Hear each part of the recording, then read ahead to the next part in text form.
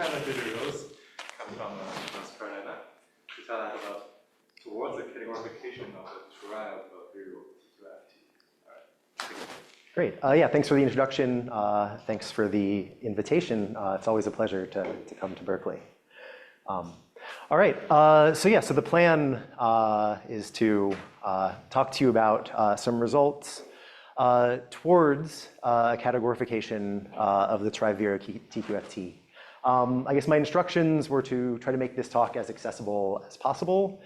So the first 45 minutes to an hour will probably just be decategorified. Here's the structures that I need to explain to you a little bit about what the Turaev Viro TQFT is. And then the second half, or maybe more of the talk, we'll be showing some procedure for lifting part of that structure.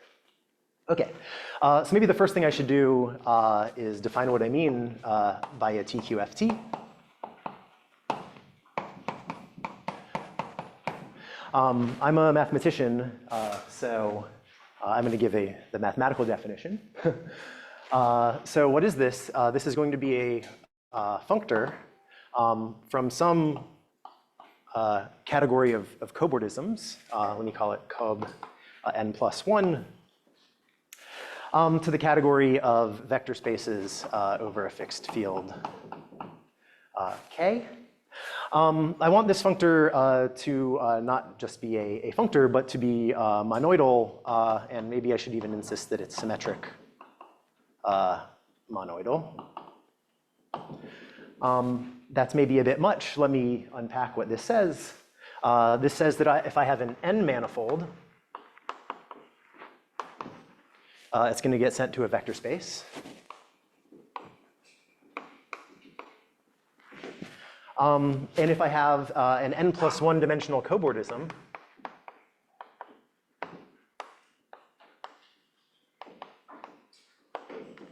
that's going to get sent to a linear map. As usual, a picture is worth 1,000 words. So maybe the first case of interest is in 1 plus 1 dimensions. And so here, such an F is going to send a circle. So maybe I'm not quite telling you exactly what sort of manifolds and cobordisms I'm thinking about. This is the informal string math seminar. So I hope you'll allow me to be a little informal. But typically these will be smooth manifolds, sometimes with boundary, sometimes with corners. And I'm going to sweep under the rug any technical issues with dealing with corners. Okay, at least for the purpose of the talk. Okay, so here, oh, and I should say compact orientable.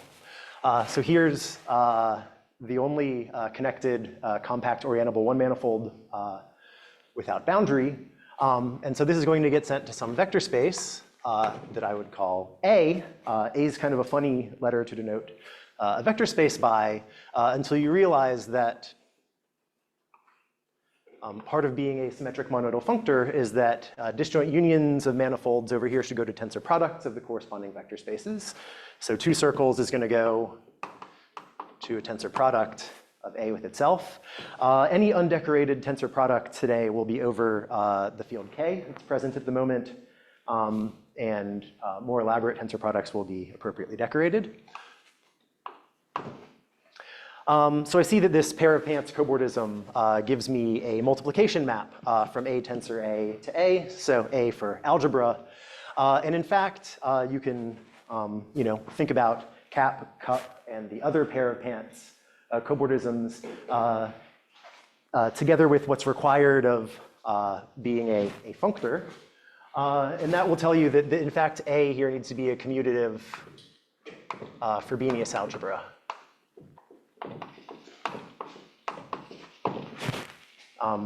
If you don't know what a commutative Frobenius algebra is, here's your definition. It's the sort of thing which arises from a 1 plus 1 dimensional TQFT. Okay. Of course, feel free to stop me at any point if there's any questions, but it's okay. If not, So going up to 2 plus 1 dimensional TQFT, there are maybe two examples of interest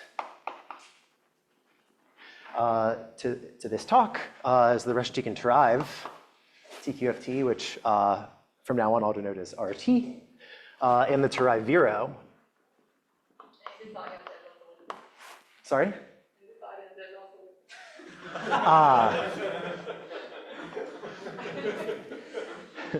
WRT. Apologies to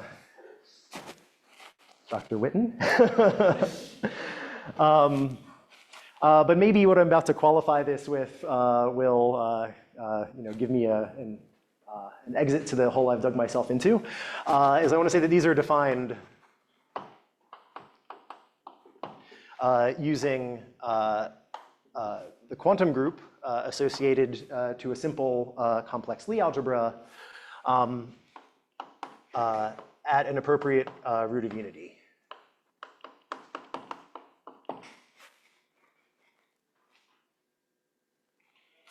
Okay. I'll tell you a bit more about this one and maybe a little bit about its relation to this one in a second.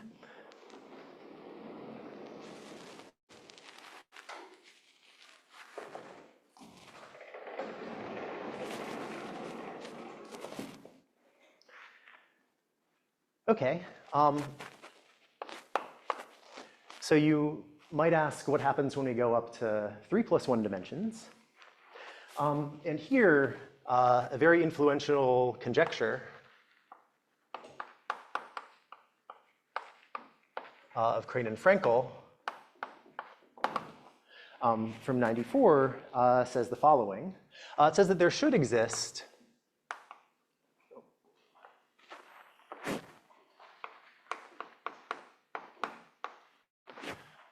a categorification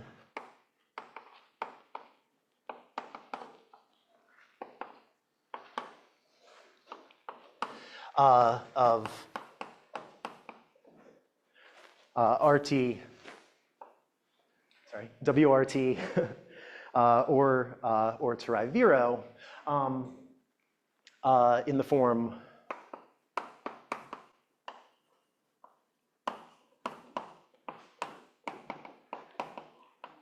of a 3 plus 1 dimensional TQFT. And moreover, the hope is that such a TQFT is sensitive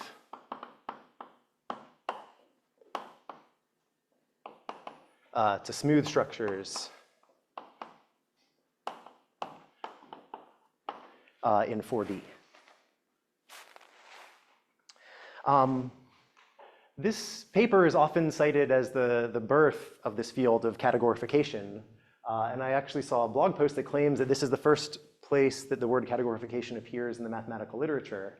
But I then pulled up this paper, because I hadn't read it in a while, and did a search, and I could not find the word categorification in it. So this might just be some folklore that this is the place where that word first appeared, or maybe it was in the published version only, and I was looking at the archived version. I don't know.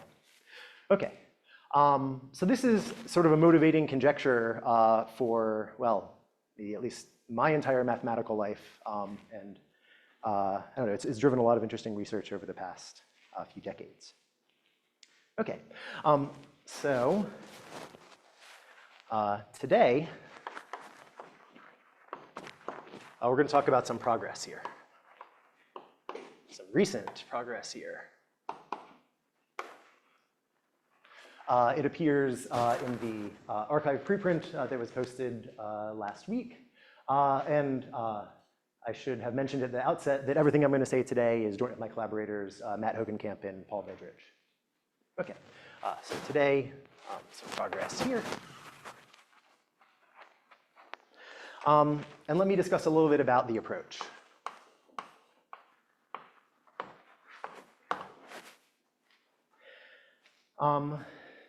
So what we want to do is a little replacement.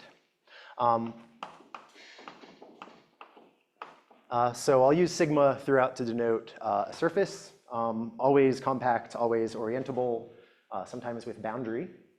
And Turaev Viro would take such a thing and it would associate a vector space. Because this is the 2D layer of a 2 plus 1 dimensional TQFT. So we want to replace this with a category,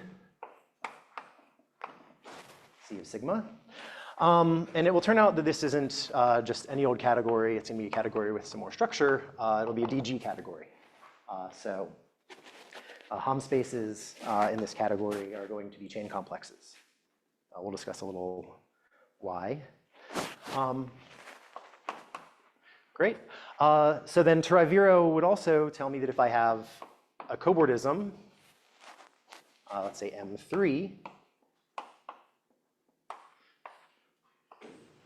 well, our approach would be to assign to that, well, I could say a functor, but maybe the more general thing I could say is a certain bimodule over the appropriate DG categories assigned to sigma 1 and sigma 2. And I should say something like DG bimodule or maybe A infinity bimodule. Functors are special cases of such things, I claim. And then, well, this is where Turaev Viro stops. But ideally, if we want to realize this dream of Crane and Frankel, we'd like to go up to 4D. So if I have cobordisms between 3 manifolds, equals W4. So in this setup, which wasn't apparent in Turaev Viro, we expect to eventually assign to this something like a natural transformation or a bimodule morphism.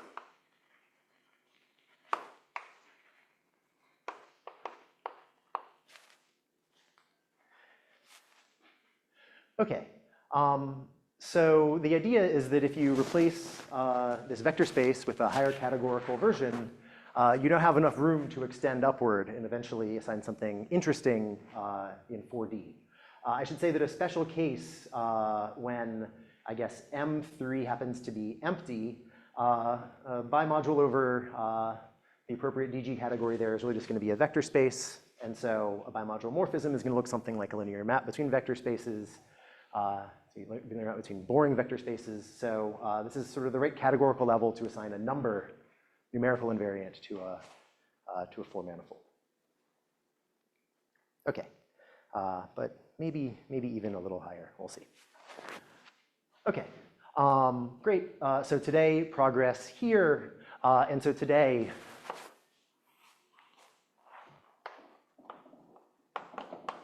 I'll tell you a bit about this DG category. If you want to hear about the thing associated to 3 and 4 manifolds, maybe, I don't know, invite me back in a couple of years. Hopefully it won't take us that long. We have, this is step 1 in a program that we have sketched out, but You think you have enough structure to understand arbitrary 3 and 4 manifolds? yes, yes. This should give invariance of 4 manifolds and maybe even vector space valued invariance of 4 manifolds because everything today isn't going to talk about the braiding. And when you incorporate the braiding, you can bump everything up one category level. So. Oh, I hope you'll explain this one. Hopefully. Informal seminars at some point is going to degenerate. Hopefully that's Okay, sure.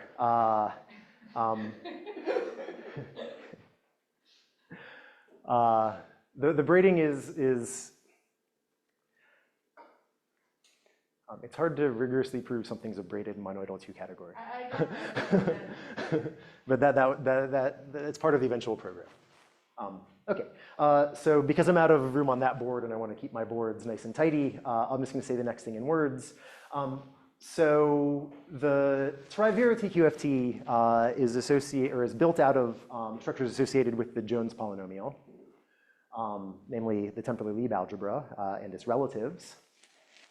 And so the idea behind constructing this category C is to try to mimic those constructions, swapping Jones polynomial for Khovanov homology, swapping the temporally Lieb algebra with categorifications of it, and maybe all of the subtlety is in doing the right thing with the appropriate building blocks. Oh, sorry, I was instructed to use the other side of the eraser, which indeed works much better.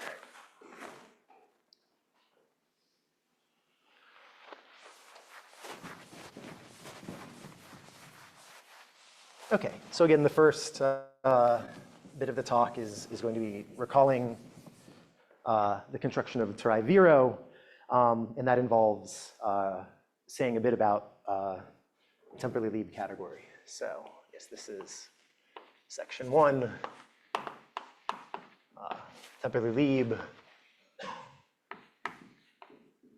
rep UQ SL2, and then eventually getting to Turaev Viro. Okay, so sigma, again, a surface, smooth, compact, possibly with boundary, so also orientable. And I'm going to take a set of points, finite set of points, sitting inside the boundary of sigma. I'm going to first define for you a certain vector space. So this will be TL of sigma and P. And what is this? This is going to be a vector space over the field of rational functions in a variable Q. Q at the moment is just generic. And I'm going to look at the vector space formally spanned by, let me say, neatly embedded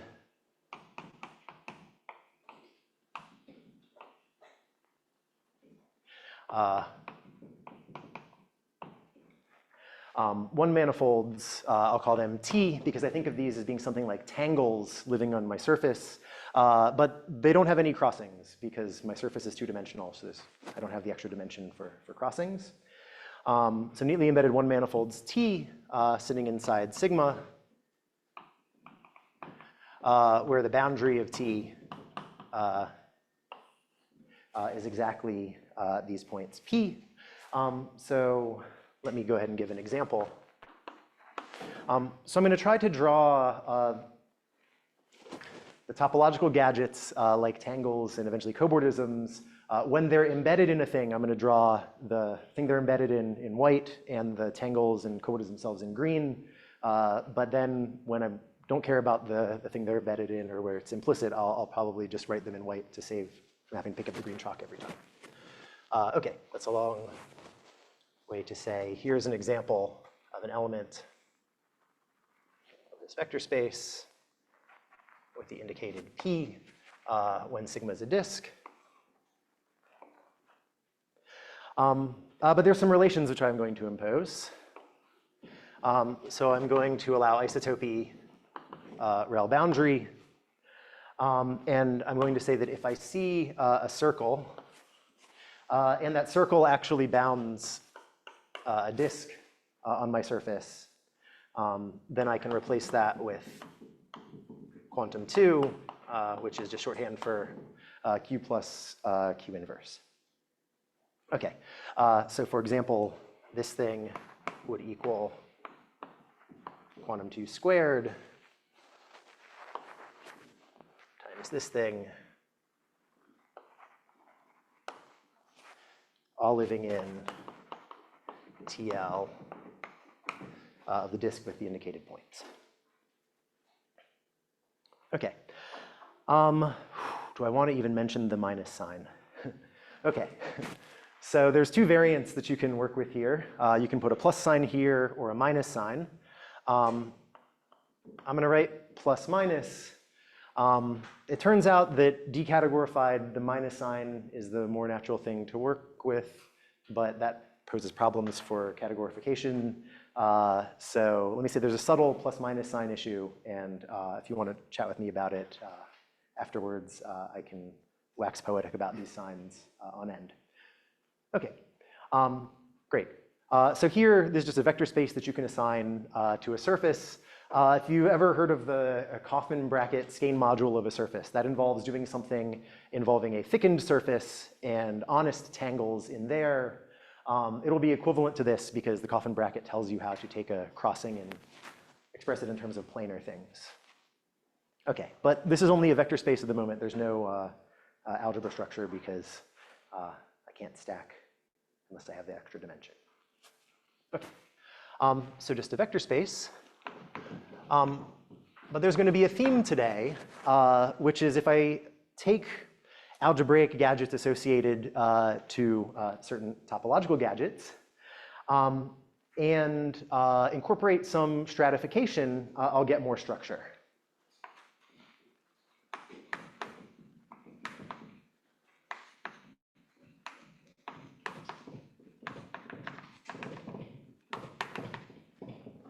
So what do I mean by that? So I'm going to set TLMN to be TL of a very particular surface. Which one? Just the square. And with a very particular choice of points, I'm going to put M points at the bottom, N points at the top. And if I really want to be careful, I maybe want to like equally space those points symmetric about 1/2. But again, we're being informal, so I shouldn't even say that. Great.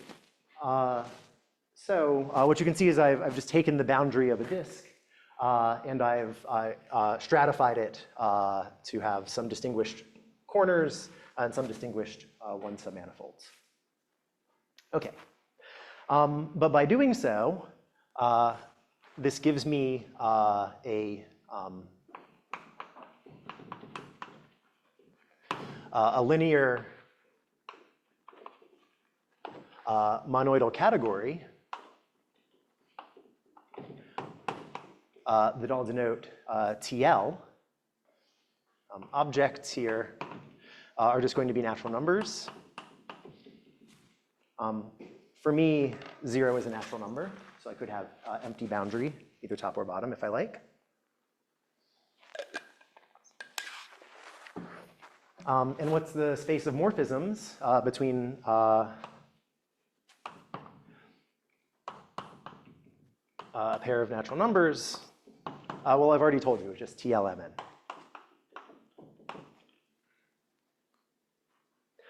So I can compose. Anyway, I need to convince you this is a category to tell you how to compose. I'll just do this via an example. So here I have a map which goes from 1 to 3. Here's a map from 3 to 1. I just stack one on top of the other. And of course, then that equals quantum 2. And okay, literally, if I want to make this precise, I have to tell you that you need to stack and then rescale.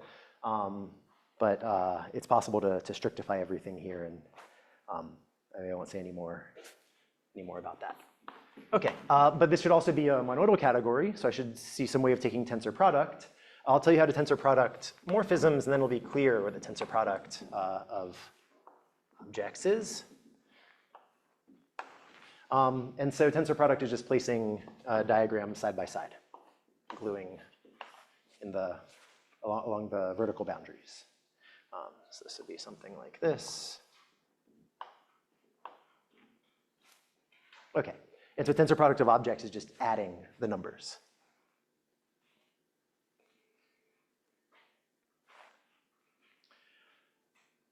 All right, so I'm calling this category of. The top and the bottom are not No. So I have sort of stratified the boundary, and I've distinguished a top and a bottom, and that's where I'm placing my m and my n points. Although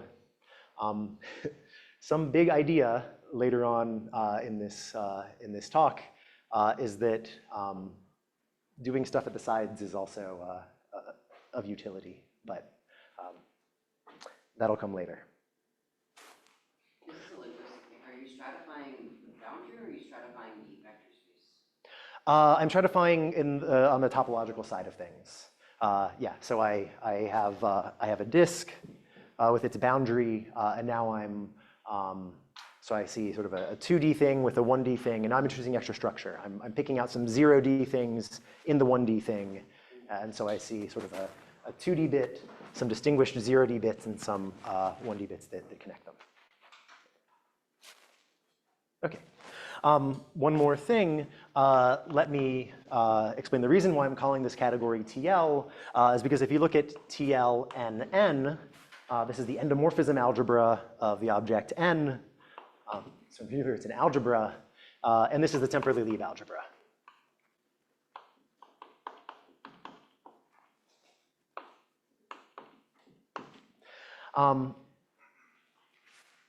And to make something easier to write down in a second, let me just point out that the temporally Lieb algebra is generated by the identity, which in this setting would just be a bunch of vertical strands, and then also some elements I'll call EI, which are just put a cap in a cup, sort of between the I and I plus first place. Okay, so if you look back at, say, Jones' original paper, the Jones polynomial, he has EIs, and they're either these or there's some slight rescaling of these.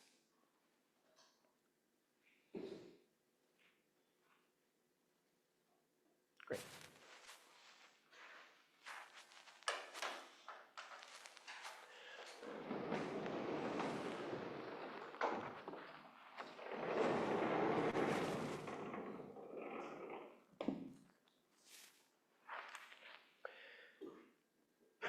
Okay, Gesundheit. There's going to be some important gadgets at the categorical level that I'll need to introduce, and they correspond to some other classical gadgets at the decategorified level.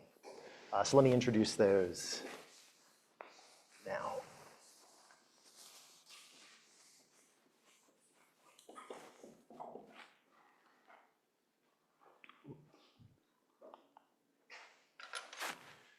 Okay, so the next thing I should tell you a little bit about is Jones' Wenzel idempotence.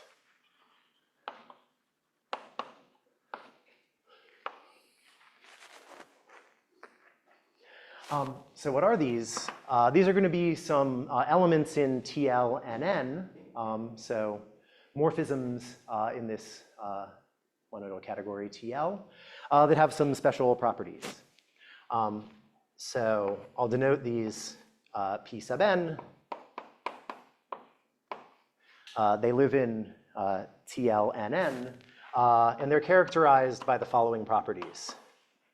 So the first is that I can write Pn as the identity, so just a bunch of vertical strands and vertical strands, plus some other thing that I'll call X, where X is in the ideal generated by the EIs. Informally, what that's saying is that X is sum of terms, where I see caps and cups at the tops and bottoms of those terms.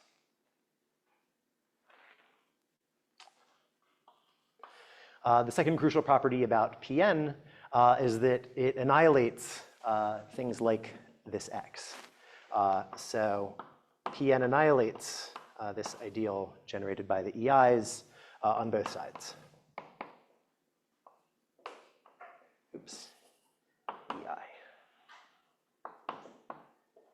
And again, that's just a fancy way of saying if I compose Pn with something that has a cap or a cup meeting it, then I get 0. This implies if you take Pn squared, Pn times 1 is Pn, Pn times x is 0. So this tells you that Pn squared is Pn. So indeed, the Jones-Wenzel idempotent is an idempotent. And let me give an example if you haven't seen this before, although maybe most folks in the room have seen this. So it's common to denote a Jones-Wenzel idempotent just with this box notation. And on 2 strands, this just looks like the identity minus 1/2 cap cup. And this is, again, a place where, depending on whether you had a plus or minus next to the circle before, you would see a plus or a minus here. So minus plus with the positive circle, minus minus with the negative circle, so a plus.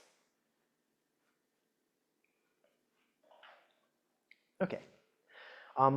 We'll eventually need a couple other ingredients, but this has maybe just been a lot of definition. Let me tell you one reason why you might care about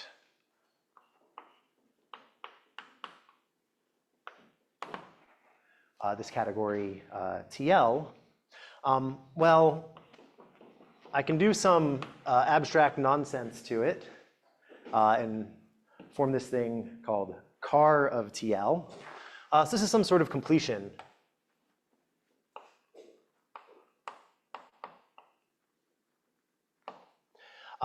In which objects are now the idempotents.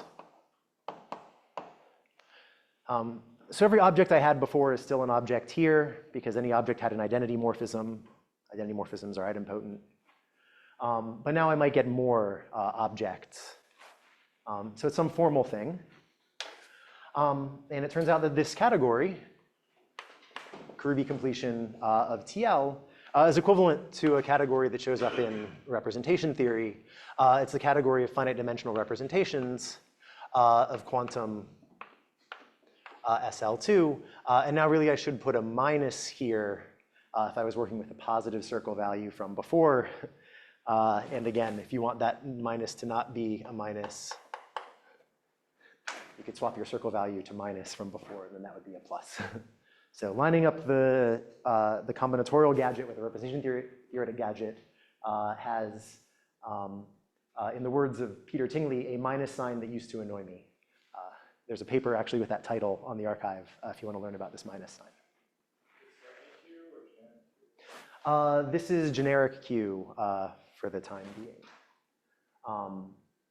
But in a second, we'll specialize Q to be a root of unity.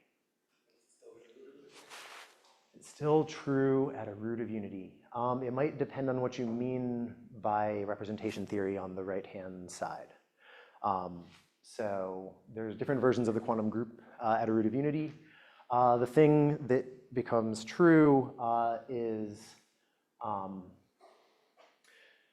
car of TL is tilting modules for the Lustig form.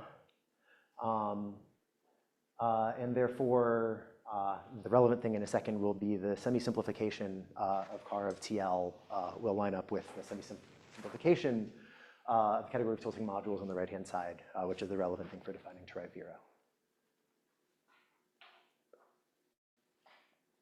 Okay, maybe just an aside.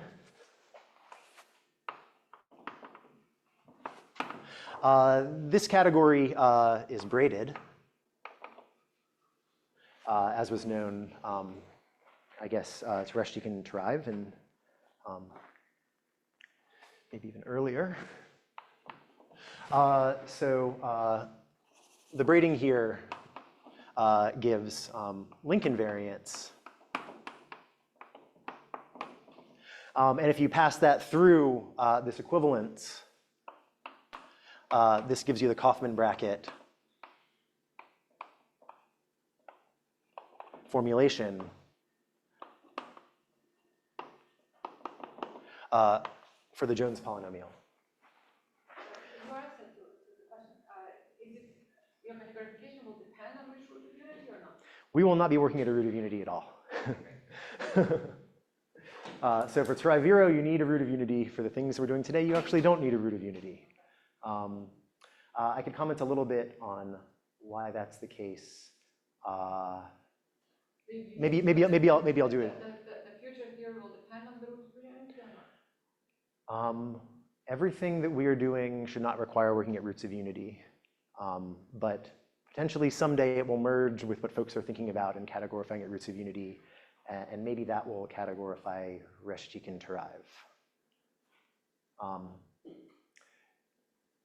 Yeah, so let me point out, and this is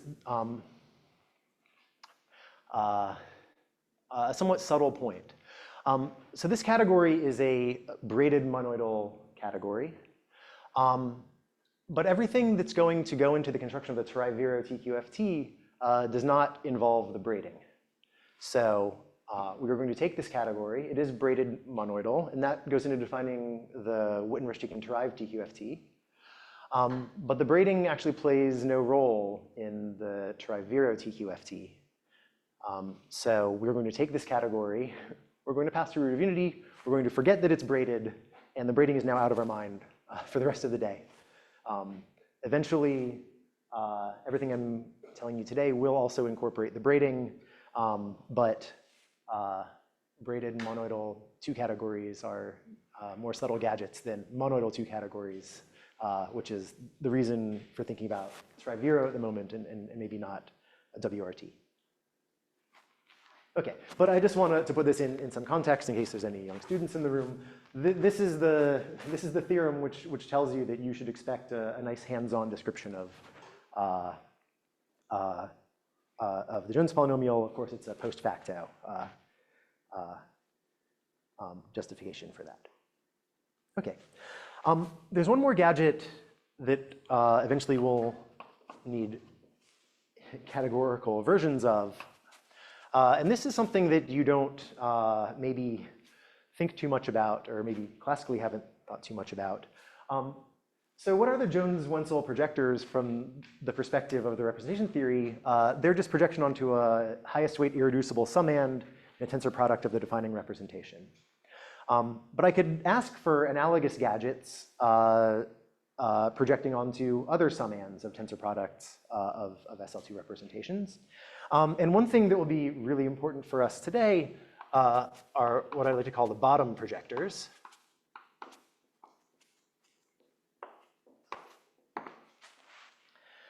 So what are these? Well, I'll call them, P bot. These are going to be elements of TL 2n, 2n. These are going to project onto the invariance, the isotypic component of the invariance. So you have a copy of the trivial representation inside an even tensor power of the defining representation of SL2. And these project there. So P2n upper bot. And they also admit a characterization. So they're a non-zero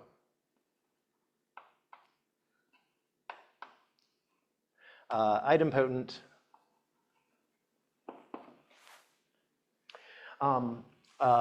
with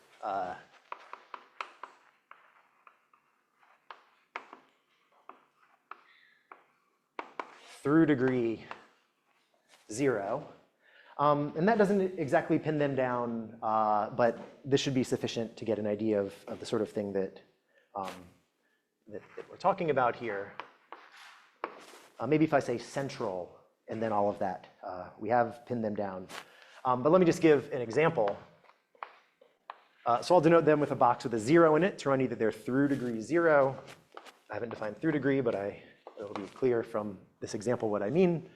So this is going to be a picture of P bot 2. And this is just 1/2 cap cup.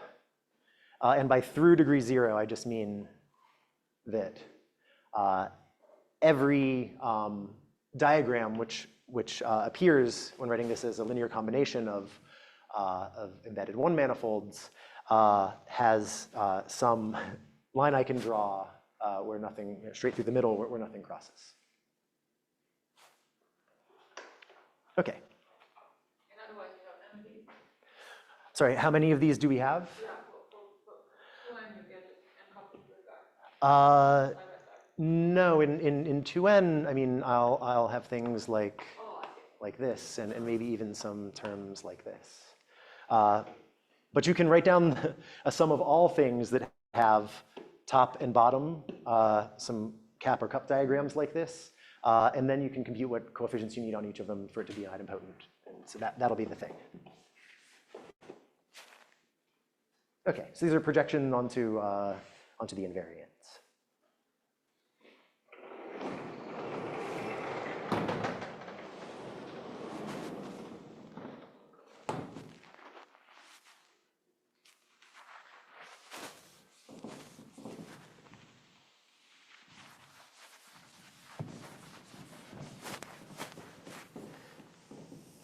Okay, so those p-bots aren't going to play so much of a role in talking about Turaev Viro, but they are actually going to play a surprisingly large role at the categorified level.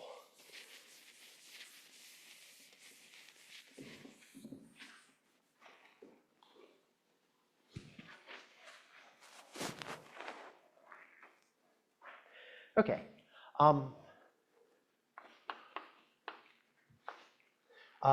So here's a theorem that underlies, sort of conceptually tells you should be able to build a TQFT out of this category rep UQ.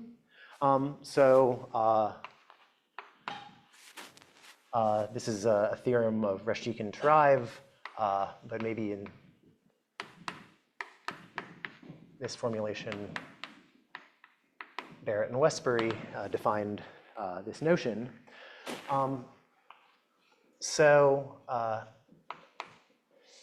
At this root of unity, sorry, say pi I over r. So this is a 2rth root of unity. I believe there are results beyond this, but this will be sufficient for today. I can take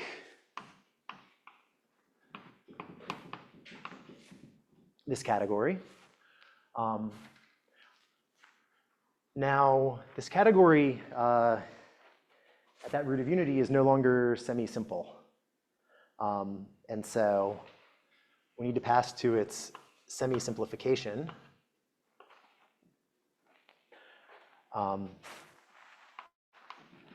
This is what's called a spherical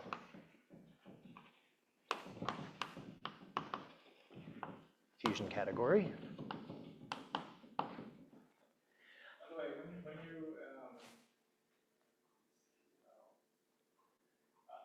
Yeah. So we're TL at this root of unity, and okay, there's my minus sign somewhere, so maybe I need to put a minus to get everything to match up right. So maybe a minus here, and again with my usual. You also put in a plus minus if you want to flip that minus sign around. Okay, so.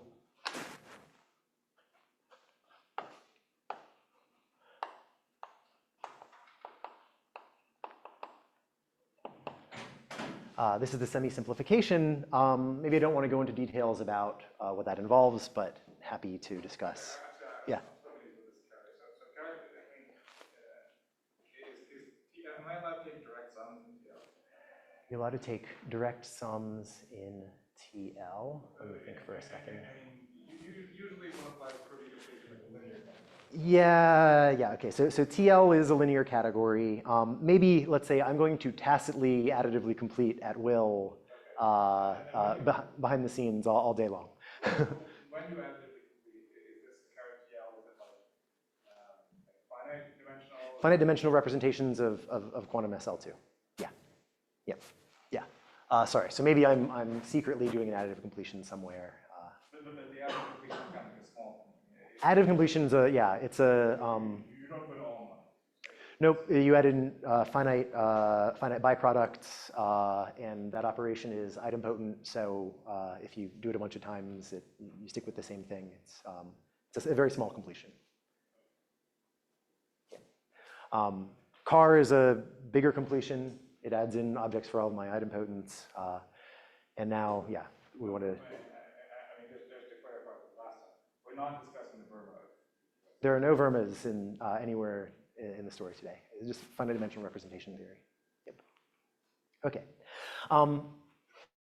So maybe I also don't want to define what it means to be a spherical fusion category, but I'll comment on why or where spherical plays a role in a second, and I'll say a little bit about fusion. Fusion tells me that, well, first I'm semi-simple, but it also tells me that there's finitely many simples.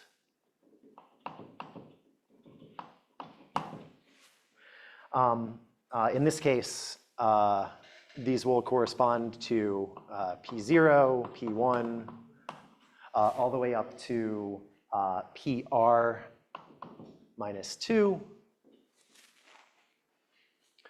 And what you find is that if you try to look at PR minus 1, you would find that if you take that idempotent and close it, this is computing the dimension of that object, you would get 0. And this semi-simplification just gets rid of everything that has dimension 0. Okay, so let me just give a quick example. So when r equals 3, the smallest case, our simples in that case would just correspond to, well, P0 or P1, which actually were just our objects 0 and 1 in TL already. And then if I look at P2, again, I claim this gets into 0 under this semi-simplification procedure, because if you look at the closure, you'll see that this equals quantum 3, and quantum 3 is 0 at this root of unity. Okay, so what you think about the semi-simplification procedure, what it's doing is sort of the most general thing I can say is that it's going to just throw away everything for which when I take its identity morphism and close up, I get 0. And the precise thing I should say is it kills an ideal in this monoidal category consisting of all morphisms for which every closure would give you 0. Okay, and it turns out that this semi-simplification, or this procedure of killing these so-called negligible morphisms actually does spit out a semi-simple category. And then spherical here will have something to do with the sphere, which I'll discuss in a second. Okay.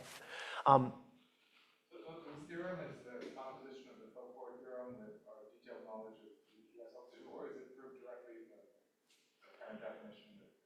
It's a combination of the two. So Reshtig and Turaev proved this in the word spherical fusion category didn't exist back then, but they proved this in the setting of quantum SL2 at these roots of unity. Barrett-Westbury came along and discovered that sort of the actual thing that's going on here is something about spherical categories and this semi-simplification procedure. I don't know if fusion had been defined at that point, but yeah. So it's a combination of work about quantum SL2 at a root of unity and then fed through this theorem relating TL to it. Okay. So the big takeaway that I want you to have is that anytime you have a spherical fusion category, you're going to arrive at a 2 + 1 dimensional TQFT. And so knowing this tells you that you can, well, for starters, define a Turaev Viro invariant of 3 manifolds. And I'm going to tell you how to explicitly define this thing. Okay, so step 1 is you triangulate your three-manifold. Let's assume three-manifold, for the time being, is has empty boundary. There's a version with boundary, but maybe the construction is a little more involved. Okay, so you triangulate M3, so a bunch of tetrahedra. Then the next thing that you do is you think about colorings. Maybe I'm not going to have enough room on this board, so let me move to the other board.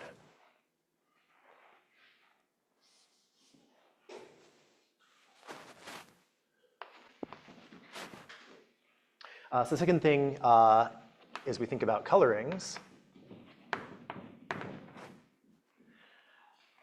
So we color our edges.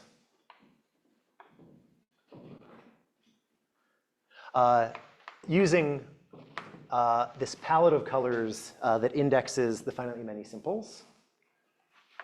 0, 1, 2, up through R minus 2. And in general, if you had a spherical fusion category, your palette of colors would just be representatives of the isomorphism classes of your indecomposable, or sorry, your irreducibles, your simple objects.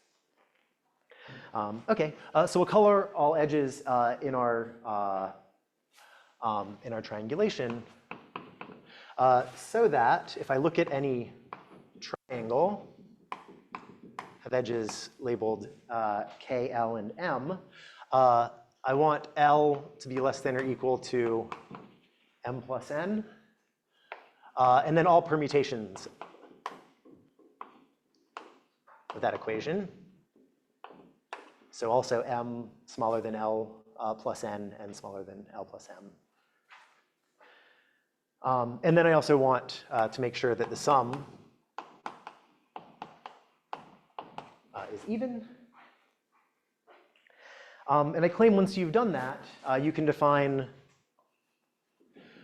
certain invariants, or sorry, you can associate certain numbers to colored tetrahedra, colored triangles, and, well, colored edges.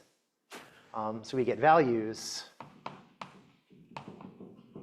that I'll denote like this.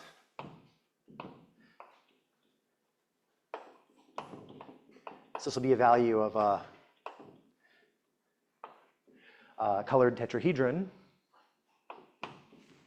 And what do? I build the following configuration of Jones-Wentzel projectors, which I claim you could view as living on the surface of this tetrahedron, the boundary of this tetrahedron.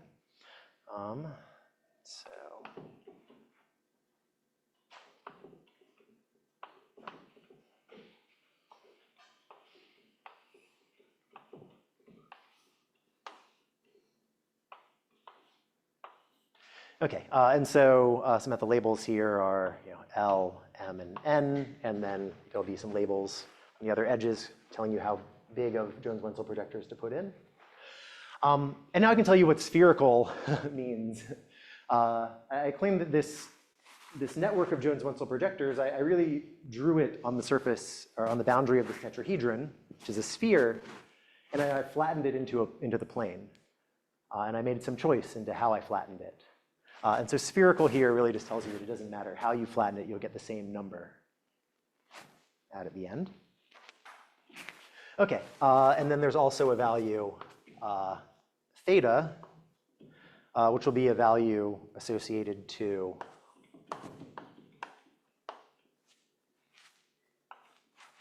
a labeled triangle. And this will look similar. It's just going to be a way of gluing up Jones-Wentzel projectors of labels L, of size L, M, and N. And I claim that these conditions on my colorings tell me that it's possible to build these configurations. Yes, so you can look at the category of representations of quantum UQ, or yeah, of UQ of G. You have to work at the right roots of unity, but this is written down various places in the literature. The same roots They have to deal with the dual Coxeter number.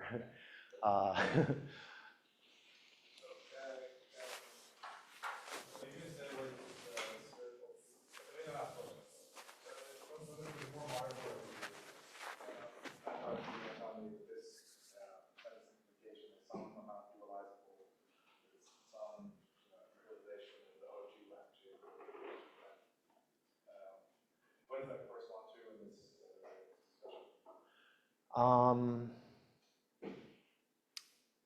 That's maybe not a kind of question I can answer off the top of my head. So let me think.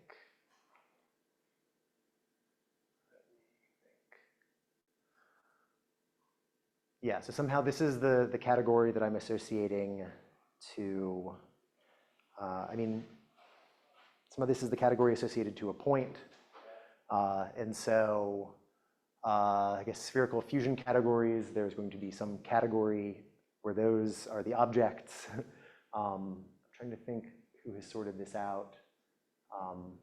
This might be done in work of like Noah Snyder and collaborators. But basically it's true. It's like the spherical fusion category just means that the appropriate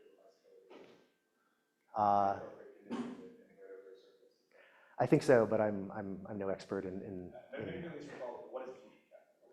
What is fusion? Yeah, so fusion means that we are semi-simple, that there are finitely many simple objects, and let me think if I'm forgetting anything. It should be that it's also rigid, but that is sort of encompassed by spherical.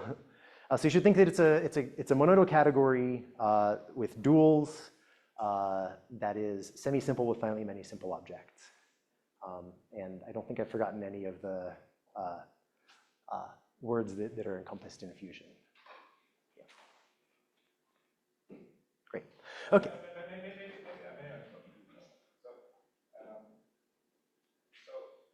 This kind of modern point of view, if you have like a certain kind of category, I forget now what particular kind, maybe it's the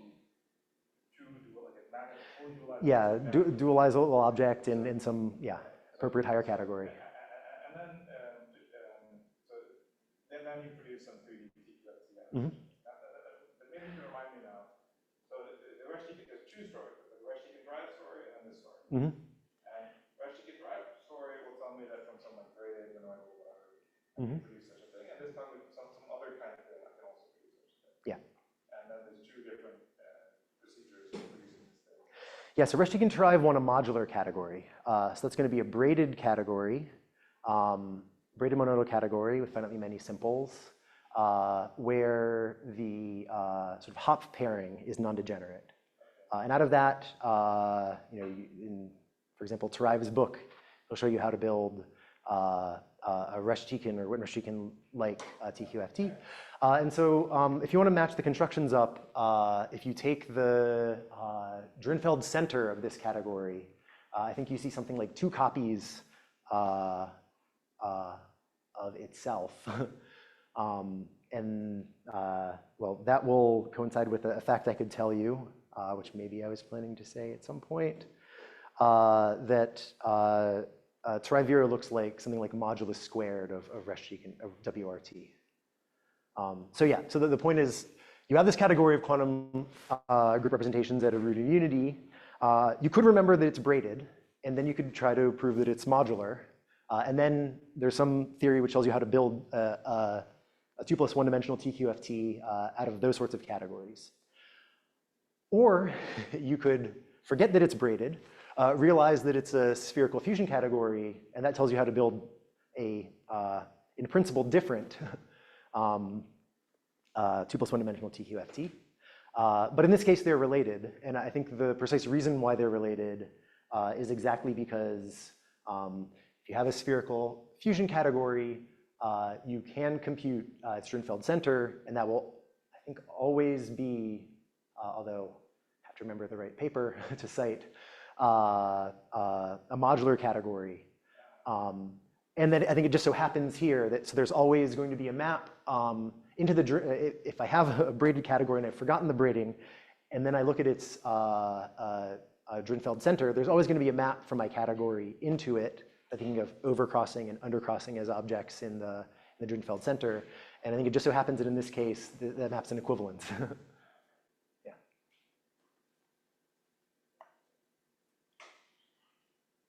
Okay, other questions? Should I tell you what TV of M3 is? Maybe. Okay, so now you just write down a formula. Sorry, I have one question. So for that function, this travelant circle function, the input is tetrahedron with all 6 edge labeled? Yeah, all 6 labeled, and I've just told you like L, M, and N, and I ran out of letters. But there should be 6 Jones-Wentzels corresponding to the 6 edges. Yeah, and you just glue them up by trying to sort of lay a Jones-Wentzel along each edge, sort of perpendicular to the edge. Yeah. Okay. Okay. I mean, I'm distilling down for you what you, I mean, this isn't, I'm trying to think if this is exactly the way that Turaev Viro write this down. I found some of the subject a bit impenetrable when trying to learn it, and well, maybe after going through some examples or going through this example for SL2 and writing out what a general construction gives you, it gives you exactly this formula, which maybe is the formula that you would see in old parts of the literature. So there's a sum over quantum integers squared, again at this root of unity, and I raise that to, I think I don't need a, oh yeah, so it's the number of vertices in the triangulation, so some normalization factor. And then you sum over all such colorings that satisfy this. There's finitely many because there's finitely many values that any label can have, and the triangulation is finite because the manifold is compact. So you sum over all colorings, and then you look at the following. So I'll take a product over all of the edges. Now I've already fixed a coloring, so the edge is colored, and I'll look at the Jones-Wentzel with that color. Then I'll take a product over all tetrahedra. The tetrahedron has edges colored, so I can look at this value that I'm calling, I don't know what symbol that is, it's kind of like a peace sign, missing a little bit, of the tetrahedra. And then you divide by the product over all the faces, all the triangles of this theta thing. Okay, so there's the formula. And then I think the way that Turaev Viro proved that this is an invariant is they check Pochner moves. So there are moves which allow you to pass between different triangulations of the 3 manifold, and you just check that this formula doesn't change when you apply one of those moves. Okay, sorry, I wanted to write this. Okay, so the theorem of Turaev Viro is this doesn't depend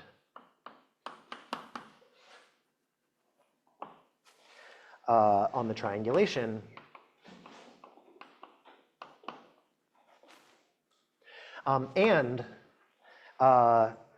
So this is telling you some of the 3-dimensional layer. It's giving you a number for a closed 3-manifold. But they also prove in the original paper as this extends down to a 2 + 1 dimensional TQFT.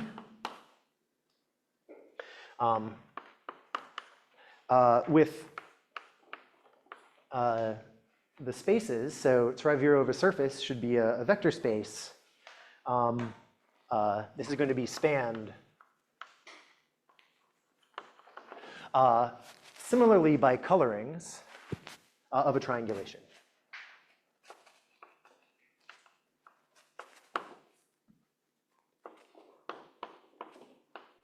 So colorings of a triangulation of your surface. I say spanned because there's a,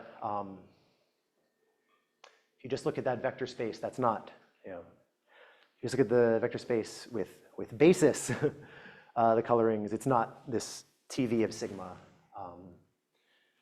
the vector space with basis, the colorings, has a certain endomorphism, idempotent endomorphism, and the thing here is like the image of that idempotent. And you prove that the image doesn't depend on the triangulations, is the way that this goes. Okay, so actually rigorously defining what Turaev Viro does to a surface is a little involved, and more involved than I want to do today. So let me tell you a way to think about Turaev Viro of a surface. And this will connect with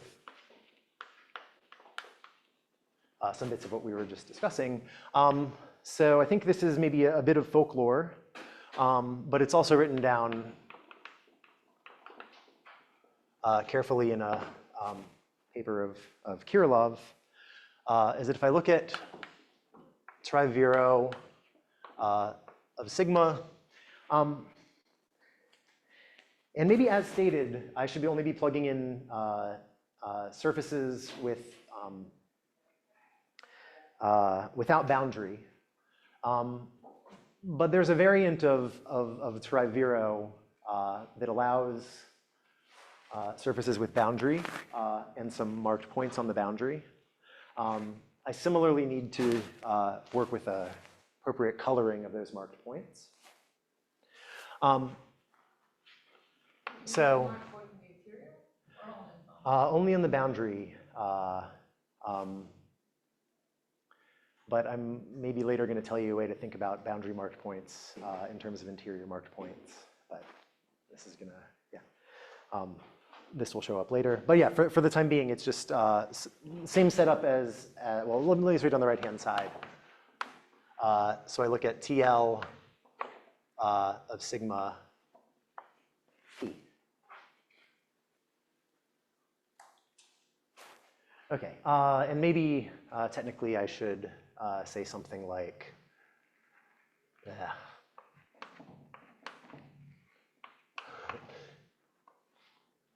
some analog of taking the semi-simplification of the Kruby completion of TL of sigma P. That doesn't maybe literally make sense because I need to take Kruby completion of a category, and I haven't told you how to think of this as a category for arbitrary sigma. But it has something of the flavor of draw TL on the surface, but TL at this root of unity. Maybe that's all I need to say. I don't understand anything about this. On one side is vector space. Mm-hmm. The other side goes something, I don't understand how it's a category. You say it is, but that's a category. So what exactly is that? No, this is a vector space. This is an arbitrary sigma. Let me just erase this stuff.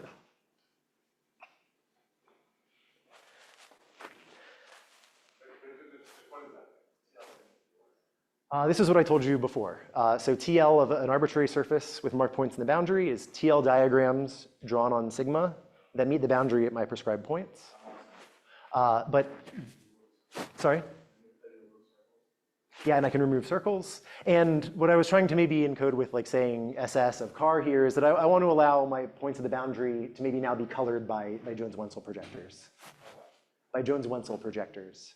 Because those would be the things that color the boundary over on this side. Yeah.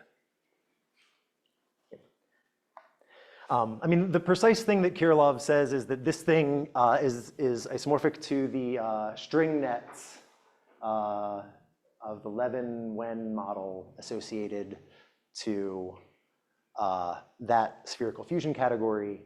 But what that's saying is draw the diagrammatics for that spherical fusion category on the surface. Does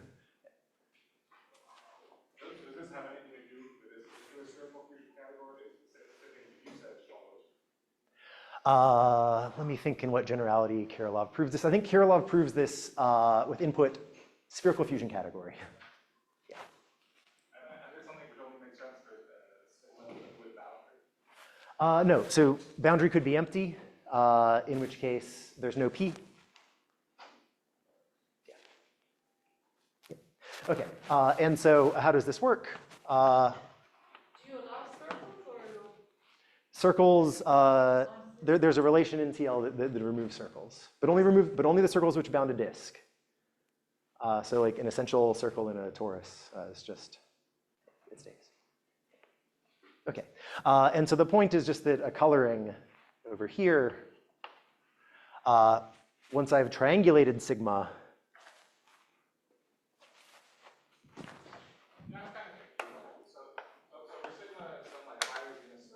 mm-hmm.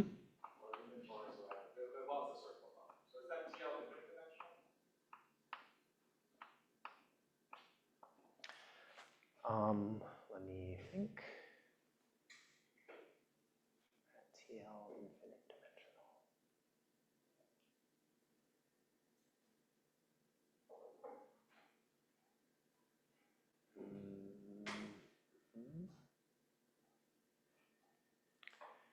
I think it's not going to be the case, because when you start taking parallel copies of circles, you should be able to decompose that identity morphism in this category. Somehow I don't have sufficiently high powers of the vector representation, so I don't have sufficiently high powers of parallel copies of circles, because I could write them in terms of my Jones-Wenzels.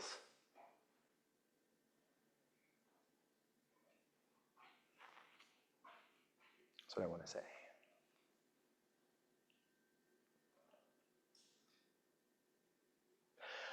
I claim that you'll be able to express everything in terms of this basis of spin networks. Triangulate your surface. Now look at any triangle. You'll see some edges coming in. You can write whatever representation you see on that edge as a sum of Jones-Wenzels, because we're working in a fusion category, there's finite many simples. And so in each triangle, I'll be able to re-express whatever happens in here as something like this. And there's only finite many things I can do in each triangle. So yeah. that's the red guy is the boundary triangle? Yeah, so this is I'm showing you what happens on one triangle. I have a coloring over here, so it would say my triangle, label the boundary. And I'm telling you how to think about that in terms of TL diagrams drawn on the surface. Draw this little network of Jones-Wenzels projectors inside. These are what are called spin networks.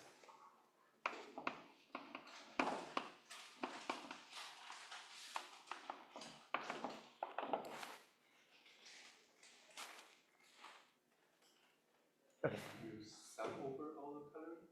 I'm sorry? Do you need to sum over all the coloring or coloring part of the data? No, so this is a vector space on the right-hand side. So I'm telling you how to take a spanning set for this vector space actually over to what ends up being a basis over here on this side.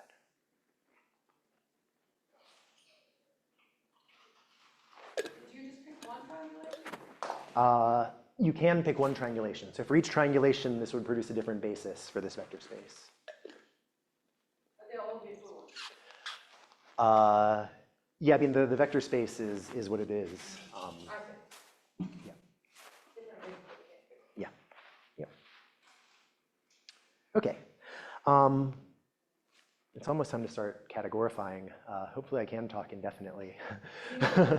Sorry? So suppose you have no functions, is the dimension the same as the strategic drive?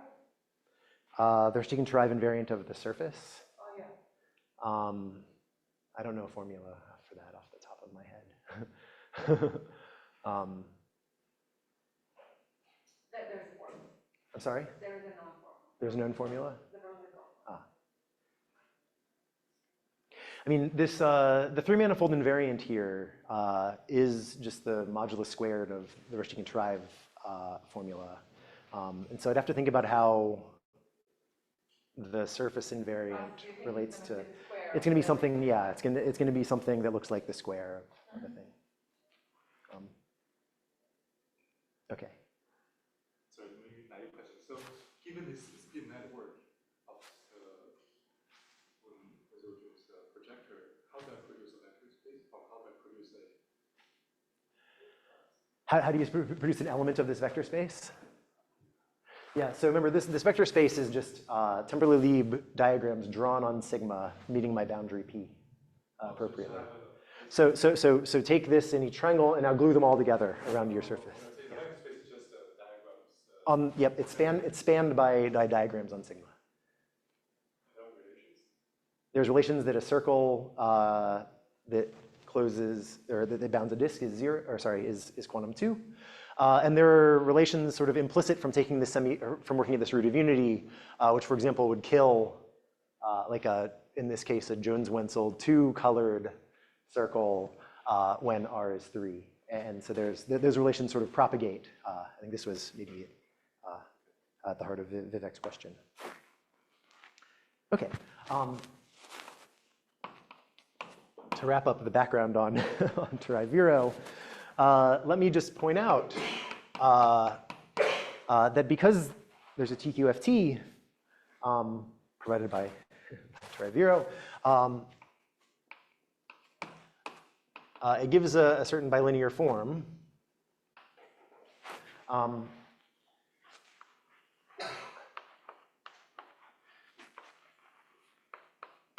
So if I have 2 copies of my surface, I could look at surface cross interval, but bent this way.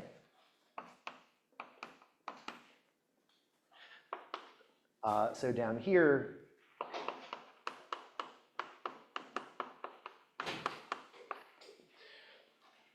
because we're a TQFT, we see a tensor product of the Turaev Viro spaces. Up here, we'll just see our ground field. So we have a bilinear form. And important for our statement, our categorification statement later is the following. Why will this be important? Well, if you want to claim that you're doing something related to Turaev Viro, you don't just want to produce categories which recover these vector spaces. You'd like to produce things which recover these vector spaces, which maybe have to do somewhat with the 3-dimensional layer as well. And so here's maybe here are 2 facts. One is, so we have this spin network basis. Choose a triangulation of your surface. Then for any labeling as above, you get one of these spin networks just by gluing this network of Jones-Wenzels everywhere. And so the statement is 1, those spin networks are orthogonal for this bilinear form. So distinct spin networks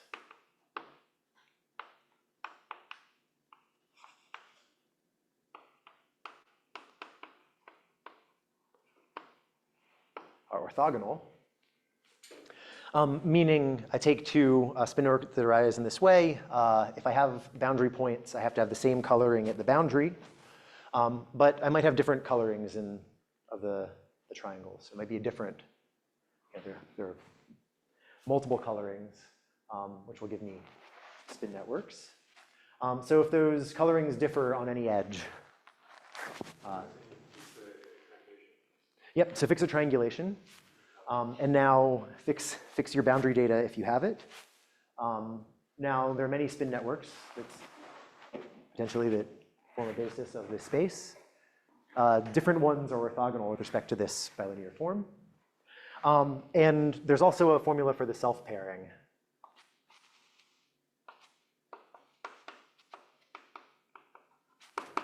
And let me just write it down. It's similar to the above. It's a product of the thetas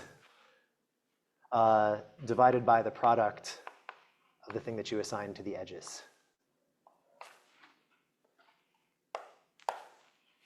So it sort of looks like a piece of the reciprocal to this formula. And maybe I should say like up to a fudge factor that we'll ignore for the moment.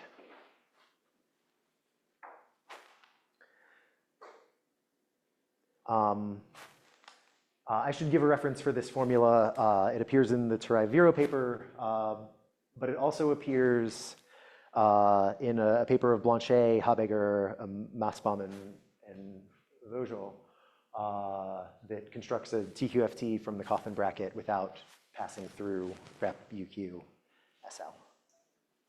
Okay, you'll see formulas like this sort of throughout the TQFTs derived from SL2 literature. Okay.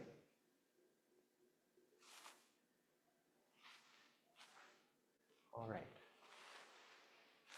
That ends part 1, which is maybe supposed to take about an hour, so I'm maybe not that far behind schedule. So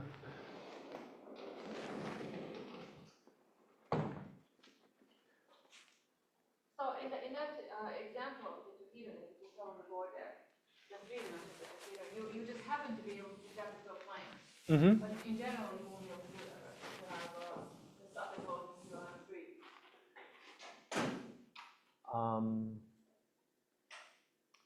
Sorry, this is in passing from a tetrahedra to this picture here. Yeah. So in general, I have to think about really the three-dimensional tetrahedra building M3 and cutting them in half to somehow get.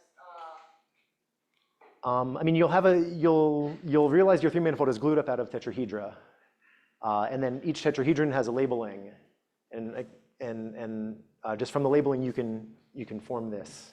You can write this down. Sure. I'm really asking about gluing two three-manifolds with your Riemann surface boundary to get M3. To get M3, yes. So somehow you have to pick a nice triangulation where you can cut it. Exactly. Yeah. So if you want to think about gluing, then yeah, you want to triangulate your surface and then compatibly triangulate your three-manifold. And then from what you told us, we should be able to cover that. You should be, yes.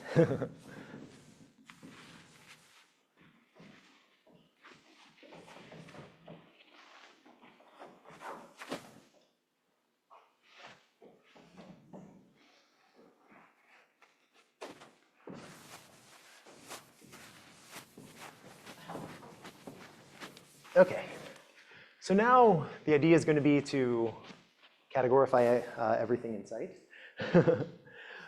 So first, let me just get the basic ingredient. Sorry, this is section 2.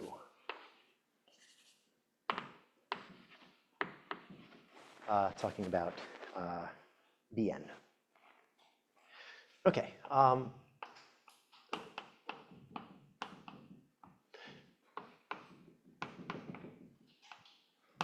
So following Khovanov's work, categorifying the Jones polynomial, Bar-Natan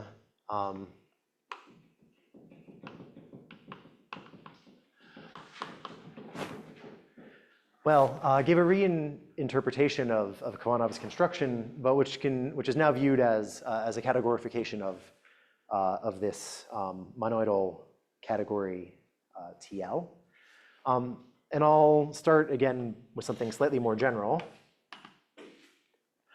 So I'm going to tell you what Bar-Natan of a surface with some points in the boundary is. So he gets something whose Euler characteristic is the square of rigidity in Turaev? Bar-Natan? Yeah. So I thought he just rewrote Khovanov. he just rewrote Khovanov, but he put it into a context where you can see categories which categorify these spaces TL at generic Q. So there's maybe a little bait and switch happening. So all of TV is at a root of unity. Now we're going to be working not at a root of unity moving forward, but we are Not Turaev Viro. yeah. Sorry, there's lots of T's. Yeah. But surprisingly, what we'll see is something which looks like categorification of Turaev Viro, which does not require passing to a root of unity, where I still see sort of facts 1 and 2 present. Okay. So this is maybe a categorification of stable, of parts of stable Turaev Viro, where you haven't specified to a root of unity, or where you let your root of unity let R get sufficiently large.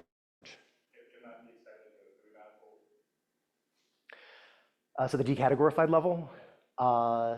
So there, I think you'll run into issues. Yeah. But why is it a useful thing to categorify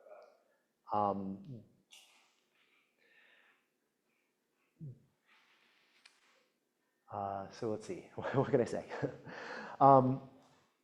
So first of all, like in the procedure that I outlined at the outset, once you have a DG category for a surface, you can just try to associate functors to handle attachments on your surface. And I claim that the infinite dimensionality upstairs just doesn't look like such a problem. You have categories with infinite many objects, but you have some sort of local finite dimensionality. So we'll see infinite dimensional vector spaces showing up, which are finite dimensional in certain bi-degrees.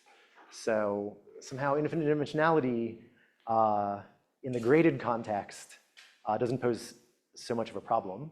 So that's maybe one thing to say.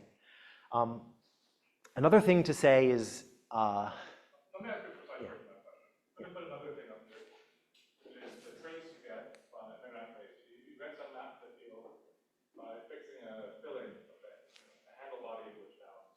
That'll give you a map to the field. that'll, sorry? If I chose a handle body bounding the surface, I would get a map from C6 like this. Mm-hmm. Can you categorify that? Can we categorify? Because that's the first place you should meet this. Well, at the moment, I'm only going to be telling you about surfaces with boundary. That will definitely not be. So, yeah, yeah. This is step one, and we have ideas what to do. Step two, closed surfaces. We have ideas what to do about 3 manifolds. We have ideas what to do about 4 manifolds.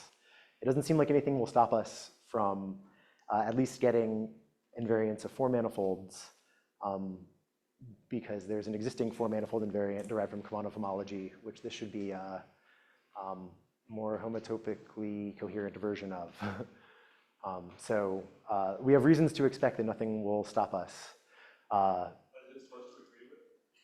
What is it supposed to agree with?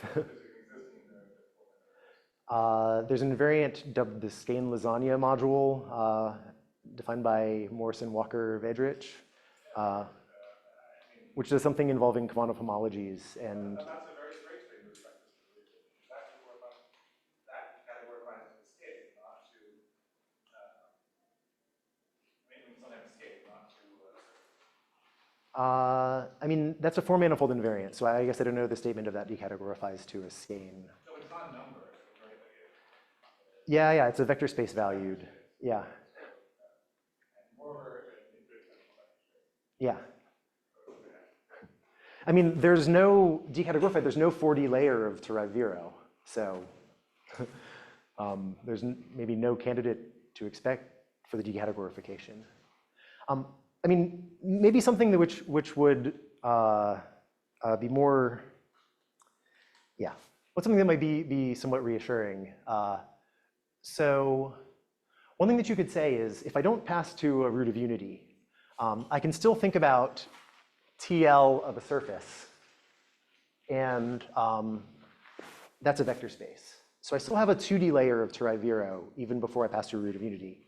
And I need to get a mapping class group action. And so this is what Kevin Walker would call a 2 plus epsilon D TQFT. And I think Kevin has precise results saying if you're sufficiently finite, in this case, fusion, then you can raise 2 plus epsilon to 2 plus 1. And so you take the thing that we're going to be that we're going to assign to a surface, and now you're going to raise the level up. So you might predict that this gives you 3 plus epsilon. And then your question is, can we actually get 3 plus 1? And I believe we can, because we haven't even incorporated the braiding yet. So we could always take our fundamental gadget, which somehow will be the thing which this extended TQFT assigns to a point, which would be a certain monoidal 2 category. And we could remember that that thing has a braiding. And now we have a braided monoidal 2 category, so a 4 category, and that will predict that you can go up to dimension 4. But the question here is just about Turaev Viro, right? So does it, I mean. So I guess what one thing I could say is You needed Q to do it, right? yes, but this theorem maybe allows you to expand your horizons and say, if this is what Turaev Viro is at a root of unity, what should Turaev Viro be at not a root of unity? Well, the right-hand side makes perfect sense. Wait, but this is, I mean, the sum of the colors, you have the same. But that doesn't, yeah. So you say, suppose I don't want to work at root of unity categorified. Let me replace left-hand side here with right-hand side. That doesn't require root of unity. Let me try to categorify that thing. And that's essentially what we do. I'm just but worried you're, about the program yeah. forward. That is a. Well, but we'll categorify the right-hand side not at a root of unity in a way which we see these two facts.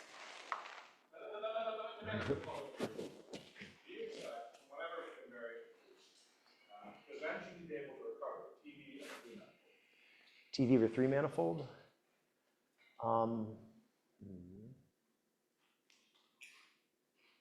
Unclear. Yeah. Yeah. I mean, if I literally want TV over 3 manifold, I'm going to have to do something to kill closures of certain Jones-Wentzels. But you know, there are conceivable ways of doing that. Once you're categorified, that don't necessarily involve passing to a root of unity. I can kill an object in a DG category by introducing a homotopy that kills its identity morphism, and so yeah. That's why the title of this talk was towards a categorification of Turaev Viro, and not we have categorified Turaev Viro. This is step 1 in a big program that well. It's reasonable to ask if the big program obviously can fail. Oh, for sure, for The sure. standard reason that it's always failed. With the dimensional vector spaces. Yeah. Well, let me tell you the construction. Okay. Great. So ingredients. We have Bn of sigma. This is going to be a k-linear category, which will look similar to the definition of TL. So what are objects? Objects are going to be neatly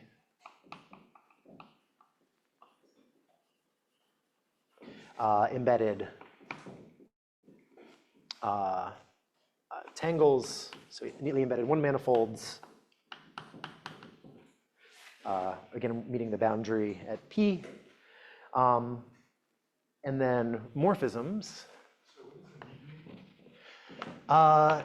Yeah, neatly just means that the boundary of my tangles meets the boundary only at the boundary of sigma, and that intersection is transverse.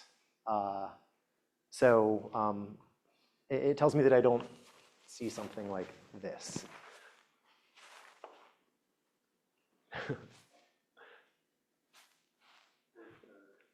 This would be a 1 manifold with boundary embedded in my disk that's not neatly embedded because the boundary of the 1 manifold doesn't meet the boundary of the surface. So it's a way for me to say implicitly say lots of words without saying them. Yeah. Okay. And what are morphisms? These are spanned by cobordisms.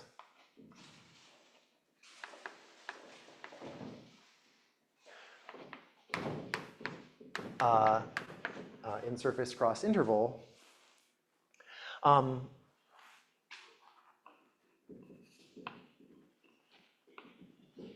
Modular relations, so I need isotopy.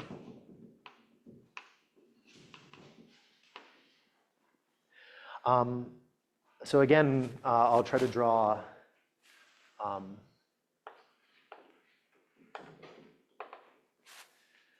in green. So anytime I see a cylinder, but say a cylinder where the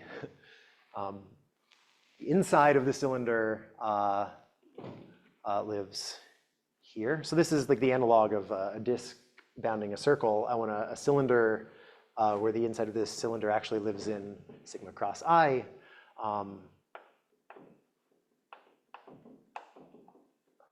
Relation, which expresses it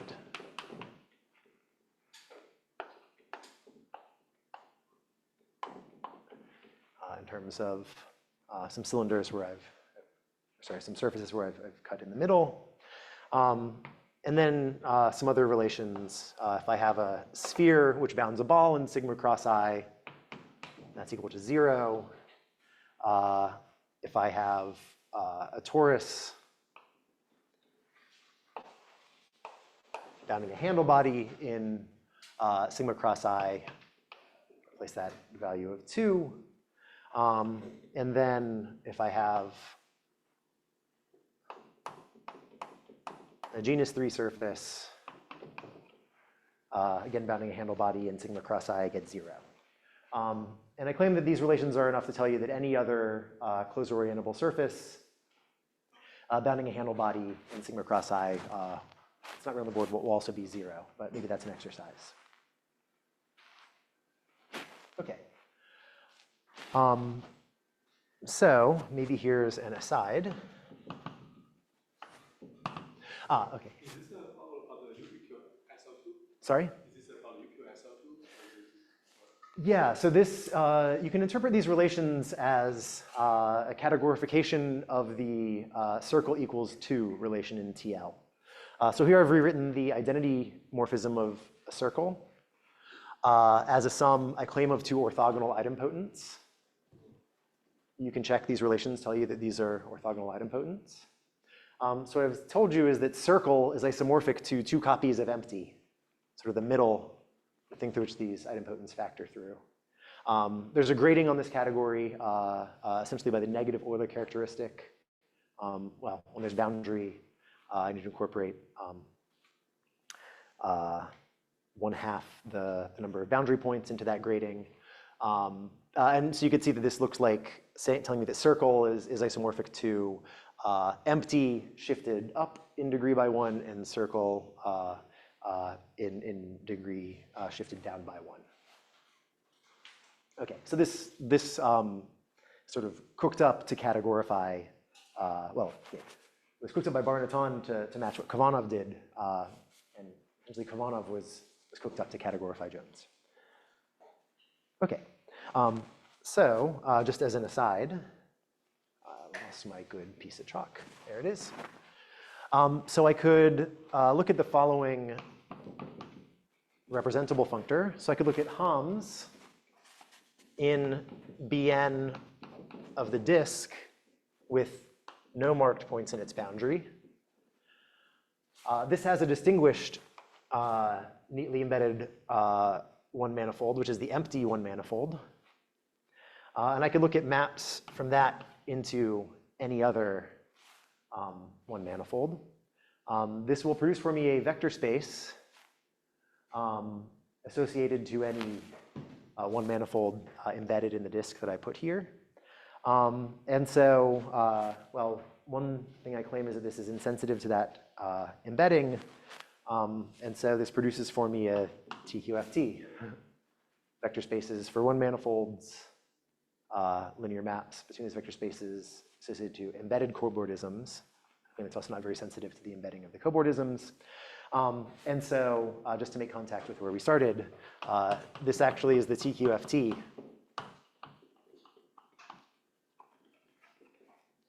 associated to the commutative Frobenius algebra cohomology of CP1.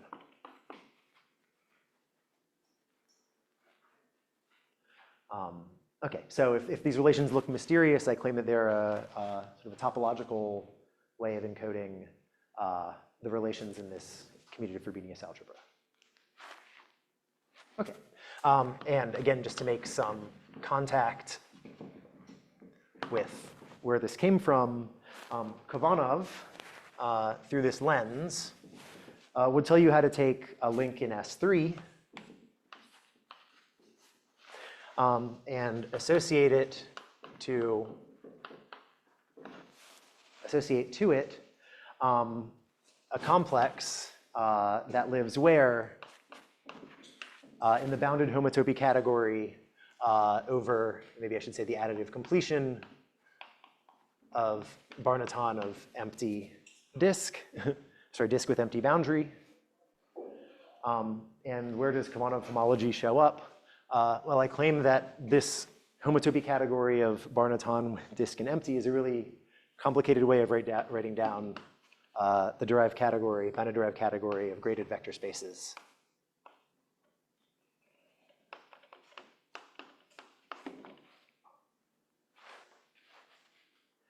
So this is how Khovanov homology gets packaged in this story. I have to tell you a formula for a crossing, but I won't because we're forgetting the crossing today. We're only thinking about the monoidal structure on all of the categories present. So my big reflection is, whenever I look at Bar-Natan's paper, instead of these torus pieces with some dots. Yeah, so there's a shorthand that if I was going to write more pictures like this, I would have written on the board, but this might be the last time I draw any explicit coboardisms. Yeah, Bar-Natan would say, well, this looks like I can't work integrally because I have to divide by 2. So let me at first define some shorthand, which is if I see a dot, that's just the same thing as at the point where I see that dot, taking a connected sum with a torus. But this thing was present in the beginning, this kind of interpretation of the services? In fact, No, I never learned this. in fact, the dot doesn't appear until like section 8 of the Bar-Natan paper, or maybe even section 9. It's at the end, with some odds and ends about working integrally. But everyone likes to work with the dotted thing these days, and I mean myself included. But I was not going to write the dot to avoid any questions about the dot. Maybe I should write the dot to avoid questions about the dot.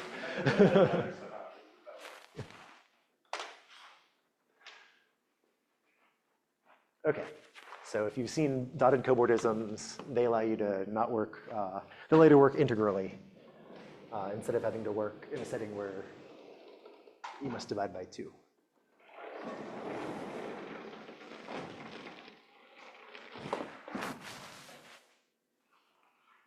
Okay.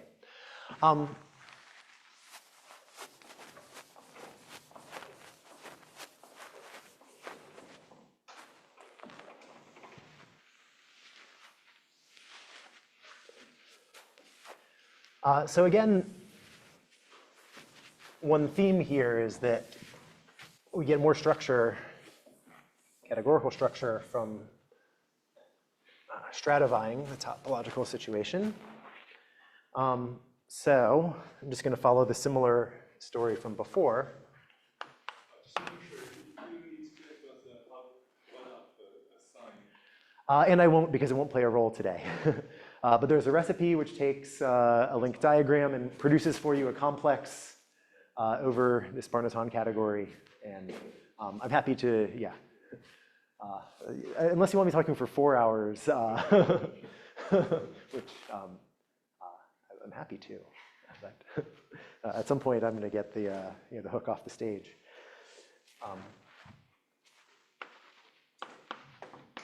All right. So what will Bn Mn be? Well, as before,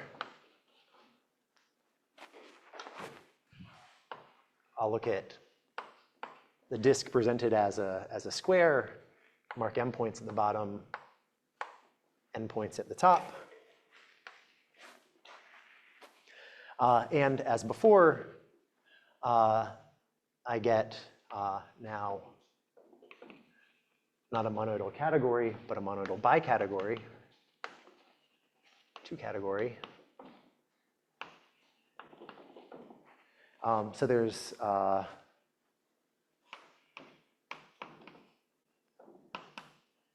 I don't have Hom spaces, but I have Hom categories, which are the Bn MNs. And the statement, this is a monodal bicategory, just tells you that there's 3 ways of gluing. Given tangles in here, which are the objects in Bn, Mn, I could glue top to bottom if the n at the top matches the n at the bottom. I could place things side by side. That's my tensor product. I can do the same with cobordisms. So let me point out that I require my cobordisms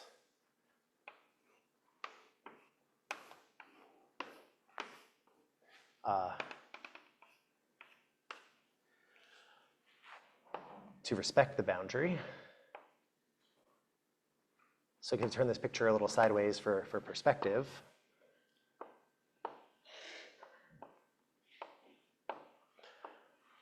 So here's a saddle cobordism viewed as a map in between a tangle in Bn22 and Bn22. And the cobordisms are required to be vertical here, product on the boundary. Okay, so such a thing I can glue top to bottom. That's composition in these Hom categories of cobordisms. The cobordism direction? Yeah, that's the categorical direction up here. So these things are categories. For any surface with fixed P, I get categories. So composition there is vertical gluing of cobordisms. But now when I restrict to a square with mark points at the bottom and the top, now I have 2 other preferred directions. This direction. So I can glue tangles top to bottom, and for cobordisms that way. And I can also place things side by side. So 3 compositions. Like in this picture, should I read it's like from the top layer to the bottom layer? That's the cobordism. So bottom to top is that categorical direction. I see a thickening, right? So it's cobordisms live in sigma cross I. So this is the I direction. But now once I've stratified and required my points to lie here and here, I see other ways of gluing. I can glue side by side. That'll take me between different Bn Mns, because it'll add the M's and add the N's. And I can glue top to bottom as long as the N for one matches the M for the other. And that gives me the structure of a monoidal bicategory. So monoidal is the stacking side by side, sort of stacking here. Sort of same as the tensor product direction from before. The horizontal composition is the composition that was already present in TL. Then my vertical composition, my sort of 2-morphism composition is cobordisms top to bottom. And that's within each Bn Mn.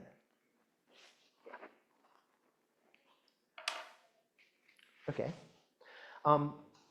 So there'll be an important technical property that I'll again invoke this word spherical.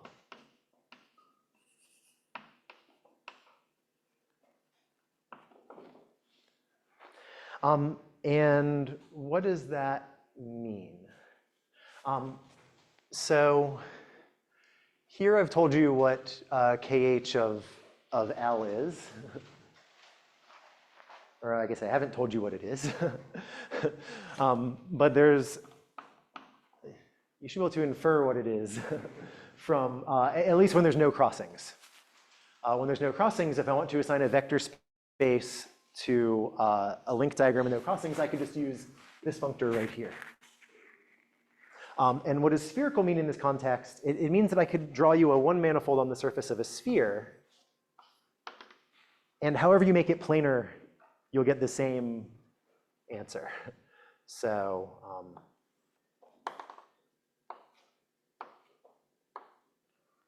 there's a 1-manifold drawn on the surface of a sphere. I could choose some point and stereographically project, And maybe one way of doing this, I'll see two circles inside a third circle and then one on the outside, and another way I'd see the opposite thing. And what is KH of this thing in this setting? It's Hom from empty in.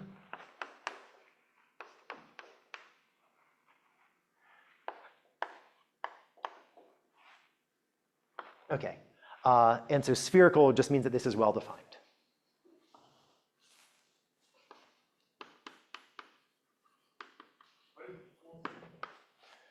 What does it equal? So each circle here gets sent to a two-dimensional vector space with it's one-dimensional in degree 1, dimensional in degree -1. And so then the tensor product of the 4 circles will just be the fourth tensor power of that graded vector space. And my complaint to you is that vector space is isomorphic by some. Sure. There is a canonical isomorphism of these things. And if you keep changing how you project your sphere and then go into the circle of it, it's about. There's a canonical way of identifying the S1 action that you're worried about. Yeah. Is this related to that wraparound move or whatever? No, because this is a two-dimensional thing, and the wraparound move is the corresponding move in S3, not S2. That would be if I was remembering the braiding on this category, but I'm forgetting the braiding because the moment we're doing Turaev Viro, not WRT. Now this is a much more basic thing than that wraparound move. The wraparound move involves homological algebra. This is just a non-homological algebra statement. Yeah. Yep. Maybe as a side note, anytime I say equal about things which you wouldn't want to say that word about, I do mean sort of canonically isomorphic. Should I slip up again? Okay. So one thing that you get out of this, or maybe related to this sphericality, is a certain duality, which will allow me to abbreviate some things later on. So I could look in Hom BN-MN. So what should I see here? I should see some tangle, which I guess I'll call A, M boundary points at the bottom and at the top. So this will be an abbreviation for such a thing. Maps from here to here. Just to make sure I understand should I think of this picture as multiplied by an interval and then associate the vector space with this picture times the interval? No. What you should think about this as being is somehow this sphere is the boundary of disk cross interval. And so one way that you might describe this thing, if you don't want to flatten, is just say, let me look at cobordisms in the ball, in the 3-ball, which meet the boundary in this one manifold, again, subject to those relations. And you want to be a little careful about what you precisely mean by such cobordisms, because now they're cobordisms with, I probably want to say neatly embedded, blah, blah, blah. But another way to think about what this Khovanov of circles drawn on a sphere is just, again, cobordisms in the 3-ball, which meet the boundary as prescribed, again, subject to those relations.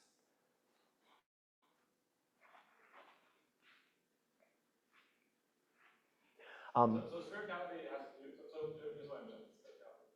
So sphericality would not have been true until you opposed these relations.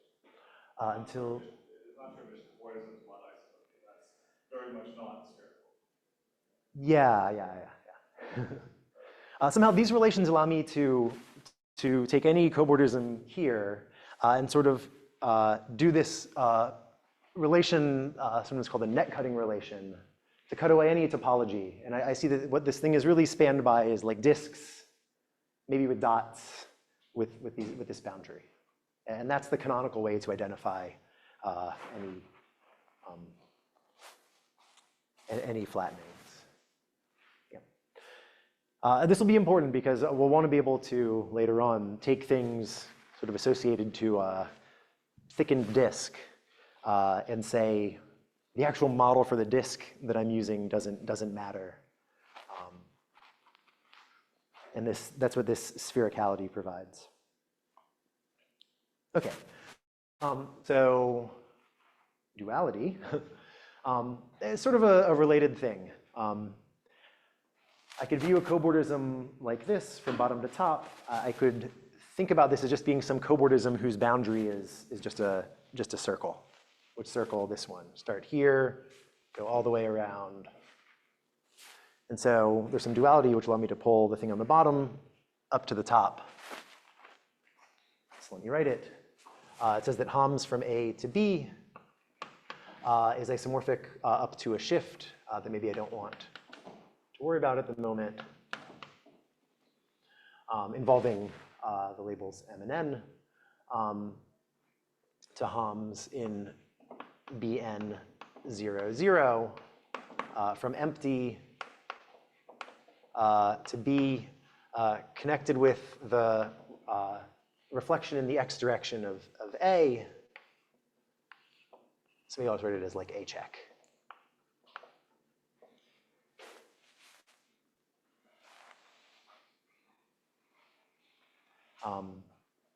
So for example, this would be the correspondence between something like this and the corresponding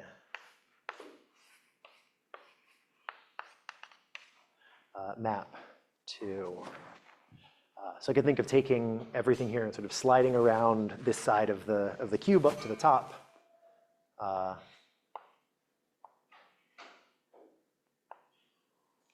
Actually, sorry, maybe the way I've written it, I should slide around the back.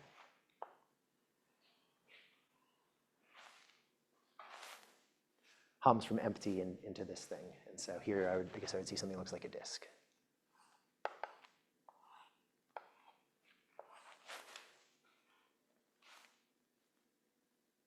Okay, so the point is that if I ignore the stratification, I'm just seeing a disk which bounds a circle here. I'm also just seeing a disk which bounds a circle here, living in the ball enclosed by the sphere.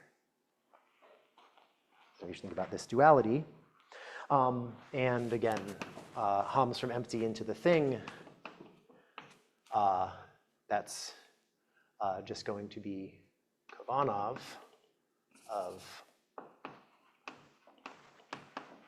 this gadget. And I want to give a name to this thing. I'm going to call this H of BA, written in that order. This is going to eventually be a bimodule incarnation of the Hom-pairing and the Bar-Natan categories. So sphericality is always this kind of dualizability property as well? Let me think. It's not just a duality, like move one thing.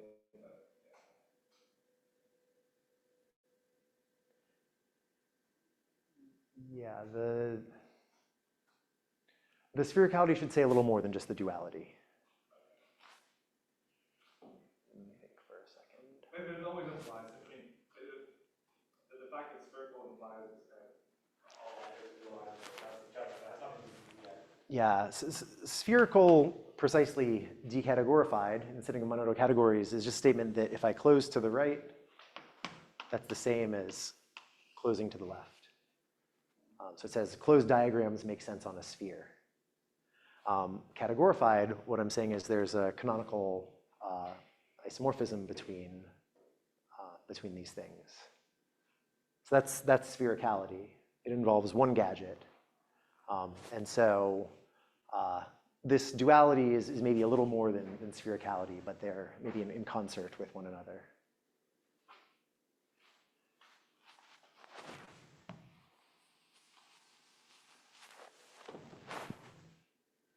Okay.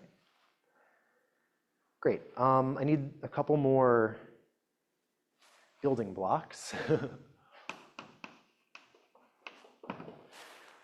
So downstairs, important for Turaev Viro were the Jones-Wentzel projectors. So if I'm doing something categorified, we're hopefully going to have a categorified version. So work of Rosansky and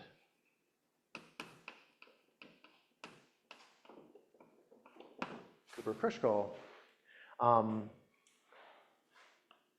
Well, both of these groups cooked up complexes categorifying the Jones-Wentzels. And then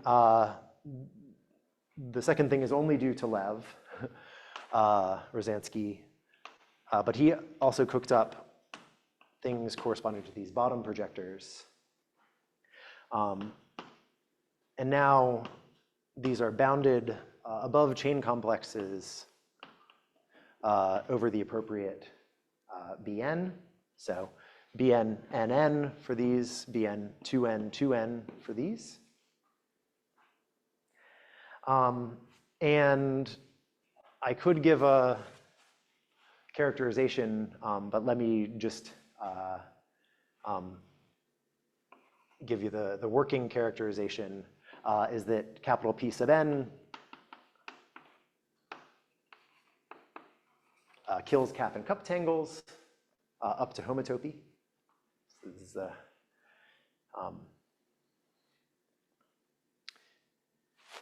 in the homotopy category, it kills cup tangles. And then I should say that P2n, but let me just say has through degree 0.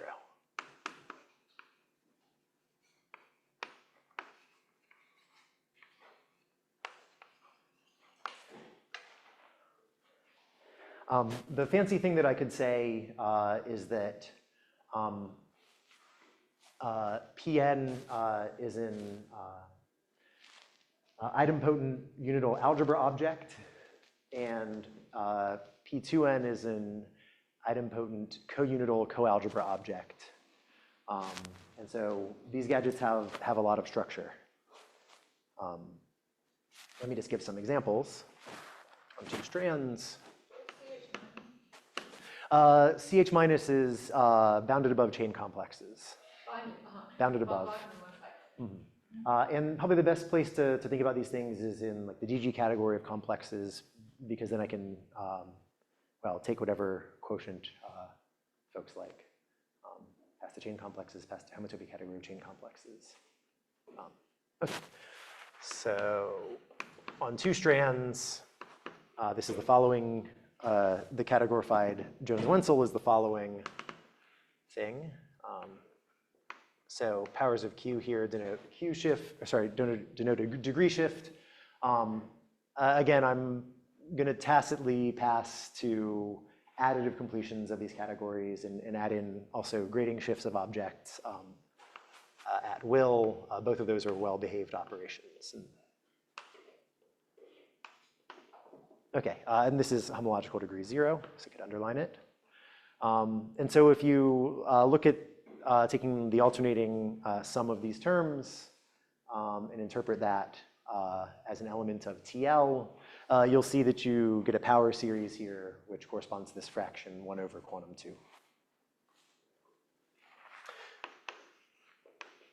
And the bottom projector, categorified bottom projector, actually just looks like truncating off this piece. So on 2 strands, these friends are very much related to one another. In higher strands, there are more projectors.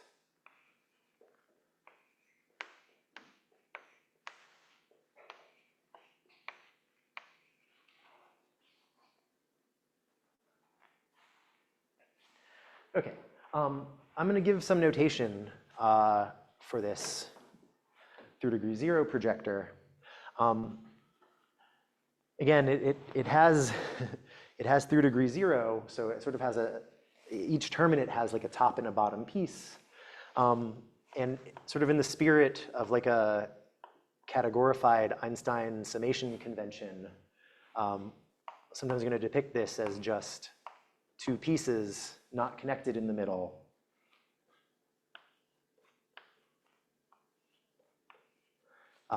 But your way to interpret this is as a sum of things which look like this connected by a differential.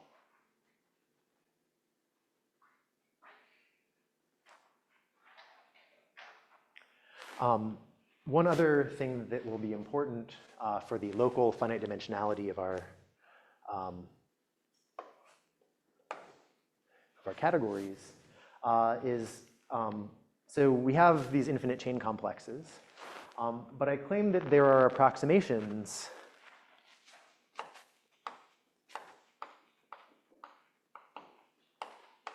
to these by looking at what Khovanov would assign to powers of the full twist braid. So if you want this complex categorified Jones-Wentzel or categorified bottom projector, you can look at an appropriately normalized via degree shift version of the full twist on the appropriate number of strands. For a sufficiently high power of the full twist, you will approximate sort of the projector up to some fixed negative homological degree, which tells you that any computation that you want to do involving a fixed degree of these, you could just do with a finite Khovanov homology computation. Or it's really a Khovanov tangle computation.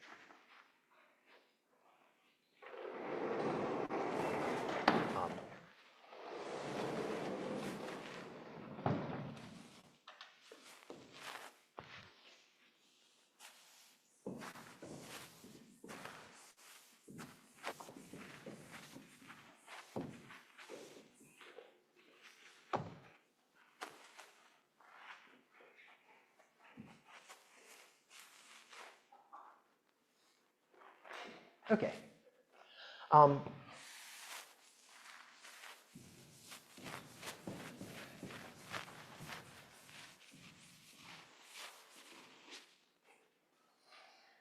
Now, at the level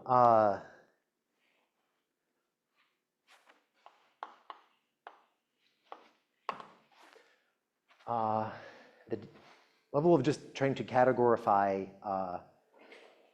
the vector space that you would assign to a surface, this TL of sigma p, these categories actually already do the trick. So you could take K0 of Bn of sigma and p. Well, okay, technically I maybe need to tensor with rational functions. This is naturally a Z adjoint QQ inverse module. But I claim that this already recovers this thing that I was calling TL of sigma p. At the moment, no roots of unity. We're done with roots of unity for today. And maybe here I should qualify this with when the Euler characteristic of sigma is sufficiently negative. There are things that you can do for the sphere and the torus to make this statement true, but it's maybe let's just ignore those cases for the time being. And so you might wonder if I'm just going to stop the talk here, but no.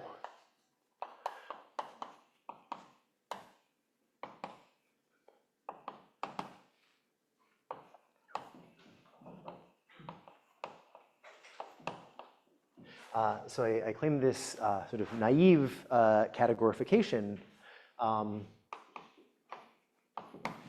is not sufficient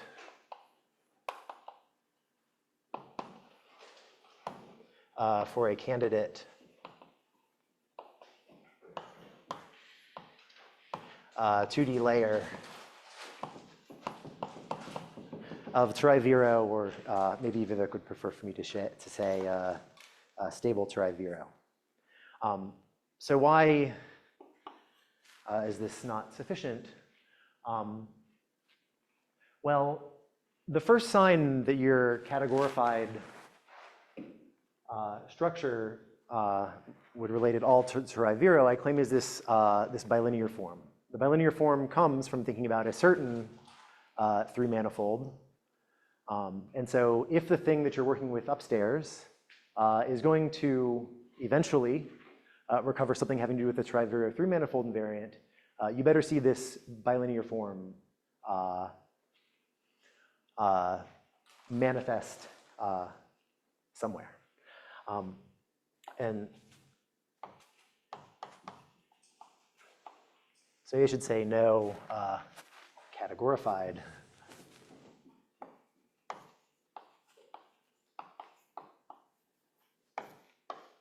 orthogonality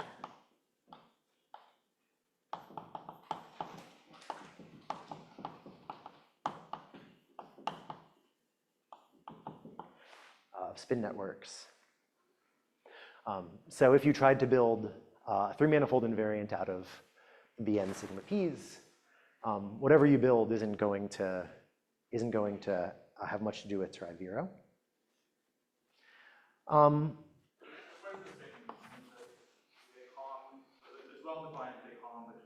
Yeah, so you can build a candidate spin network using categorified Jones-Wenzels. You can try to take Homs between them. You probably actually want to work with a twisted Hom-pairing because Hom in one interior will be contravariant, and now you'd be pairing like a bounded above and a bounded below chain complex. So you can twist the Hom-pairing to make sure you stay in the realm of bounded above things. And I claim you just won't see any orthogonality in this setting. And this will contrast the theorem, which I'll state later.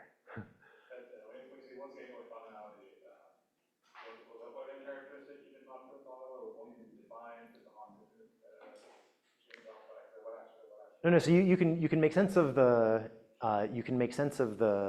Hom space, or even this twisted Hom space, and what you'll see is that there's just non-zero maps. there are non-null homotopic maps between distinct spin networks. I'm just asking you, will it still be true that the Euler characteristic of the Hom-pairing is zero, or is that just not defined because the Hom-pairing is kind of infinite dimensional? I think that statement will tell you that the Euler characteristic will be non-zero.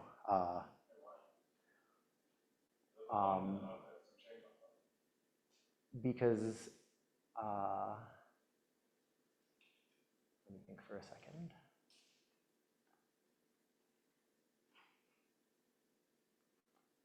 I see. Okay. Well, the characteristic of that Hom complex being zero is technically, I guess, a weaker thing. Probably just check for you that it's non-zero, even the level of characteristic. But you don't want just something a level over characteristic. You want categorified orthogonality. Yeah. And you don't have it in this setting, and I'm going to tell you of a setting where you do have it. Maybe in the interest of not writing a ton of stuff on the board, I'll just say that this is not sufficiently derived.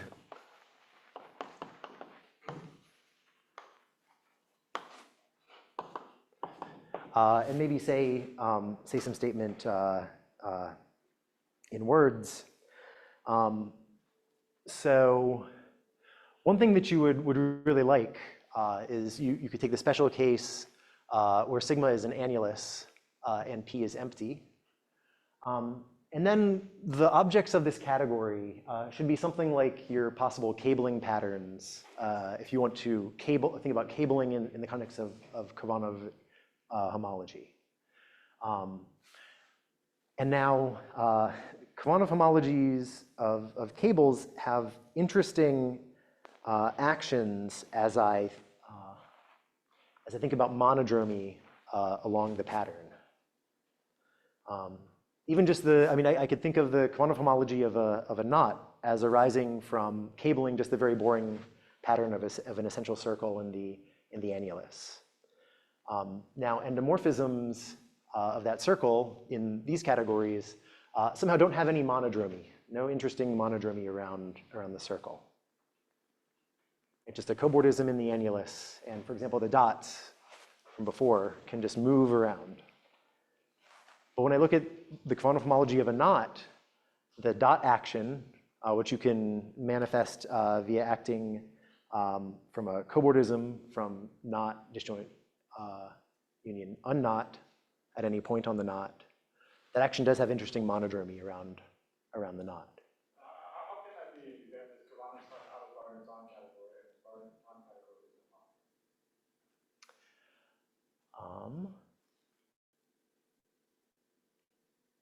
Let me say that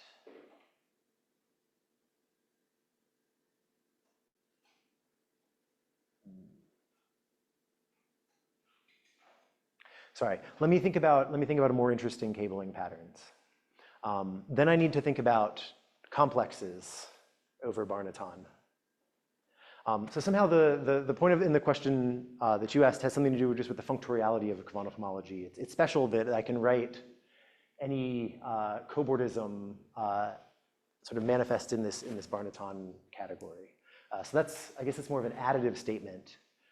And the statement that you would like here is more of a homological statement.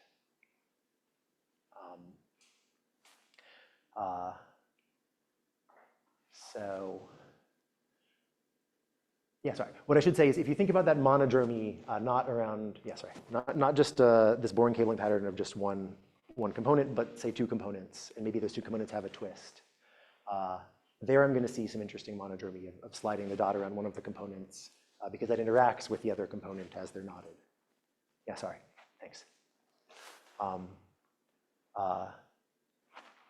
Okay, so even in just the setting of the annulus, you realize that this category is somewhat insufficient. The setting of your example is just a tangle on the annulus, the thrust. I'm thinking of, so Khovanov would tell me how to associate a complex in Bar-Natan of annulus to something like this. And now I might want to tie this.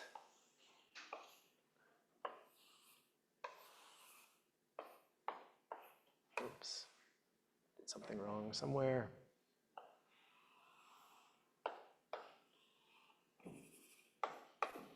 Now I might want to tie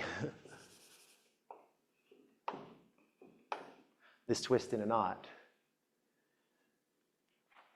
So tie this twist living in the annulus. Now I want to follow a pattern.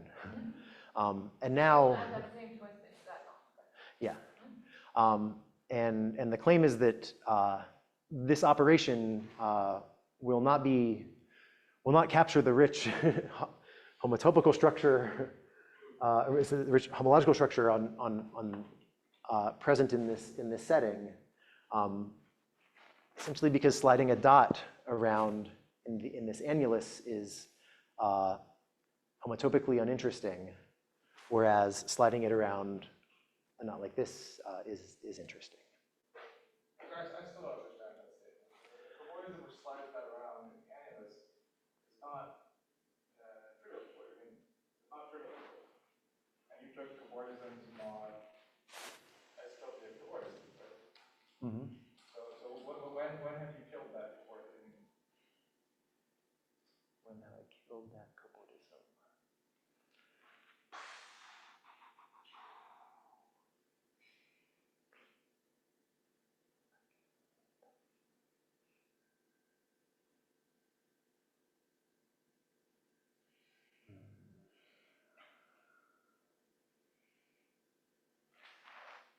Oh, let me think if this is the example that I want. Maybe this still isn't the example that I want.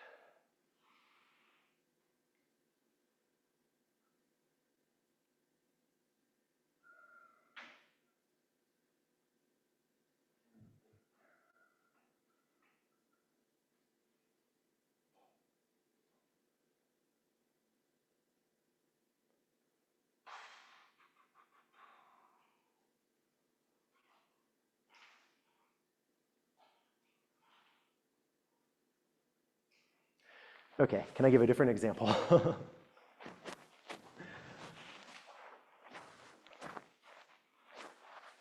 Yeah, I agree. My dot sliding seems to not capture what I'm trying to say here. Okay, here's something which definitely will.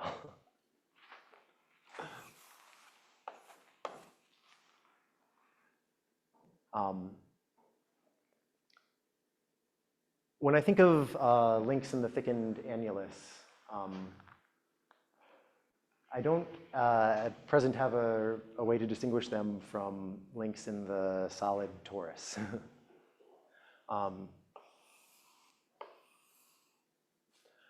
And so here, on this side of things, I might like to think about Dane twists. So cut, twist, reglue. I might like some automorphism of this category, which plays nicely with these cabling operations. That will not be present in the setting of Bn, or even homotopy category over Bn here.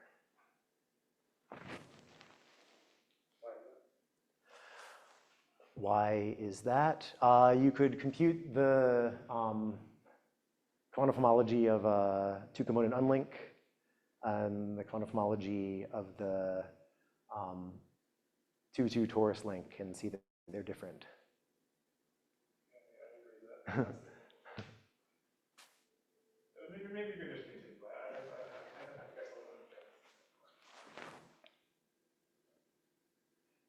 I'll understand. So you're saying something like, with your technology, you can't distinguish the link in a annulus. Well, I mean, this is old technology. I mean, I'm trying to motivate new technology, but I'm not doing it well at the moment. Somehow a solid torus and S1 times R2, that's not different. I agree. And the existing things should be different. Maybe we can continue with the music and then we can discuss later. Sure. I guess I still want to say that there's not a nice map from homotopy category over the annular thing here that does a nice cabling thing. But I'm not motivating why, or the easy way to see that there's not a nice map. But okay, let's put it down for a second, come back to it.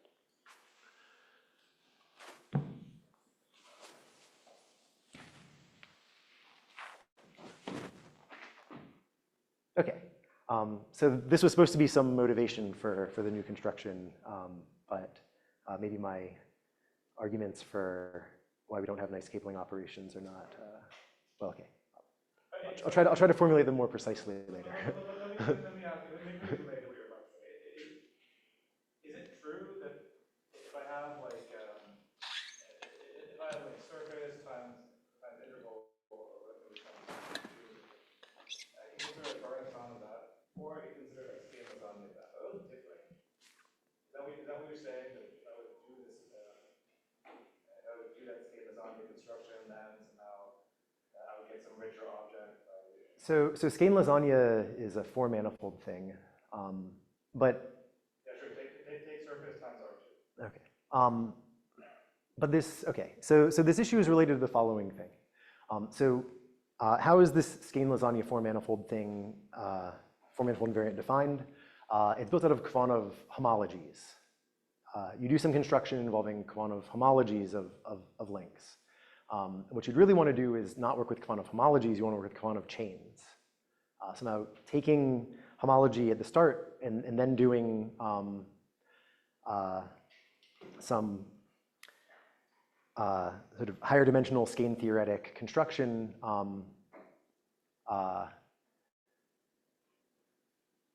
should not be as homotopically well behaved as taking Khovanov chains at the start, doing some construction, and then taking homology at the end.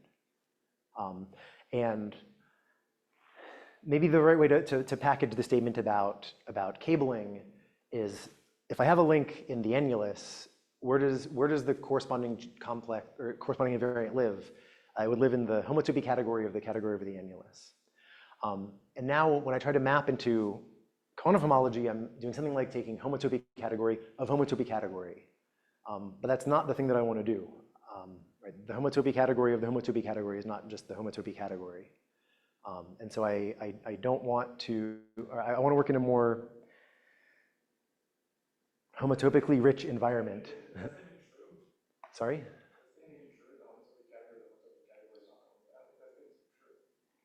I mean, what is a chain complex in the homotopy category? These are, now I have differentials which aren't zero. They're zero up to homotopy. I think this is not a nice thing to think about. You make homotopy category twice, just in different. Yeah, I think this is a true statement.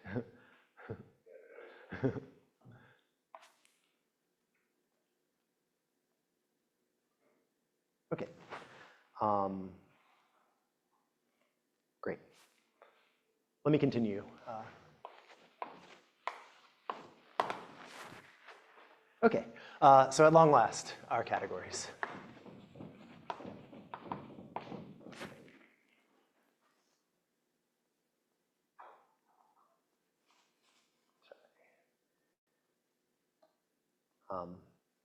I know I'm way over time. If folks want to take off whenever. All right, what's the setup? So we start with sigma. It's a compact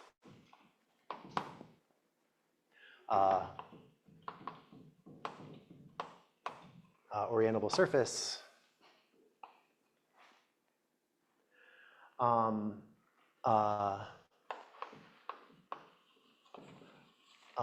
For the sake of this talk, it's connected, but in general, this works as long as, or our construction will work as long as you're looking at a surface so that each connected component has non-empty boundary.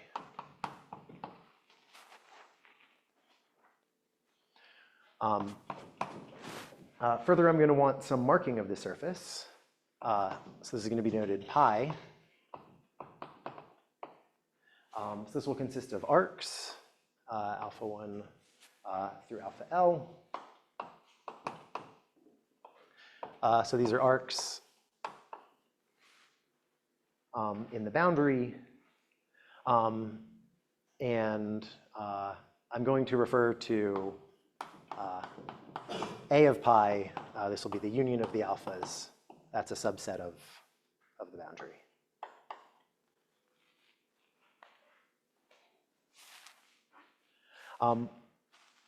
So I'm going to refer to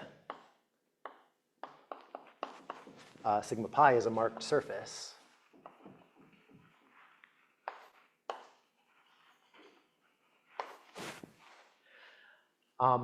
And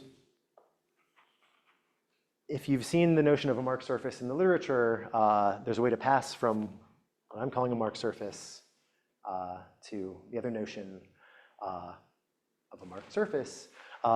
So you can collapse the boundary minus this thing I'm calling A of pi,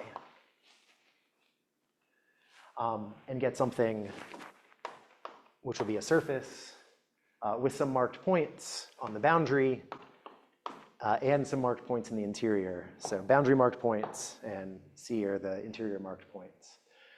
So here's an example on this board. Here's a marked surface.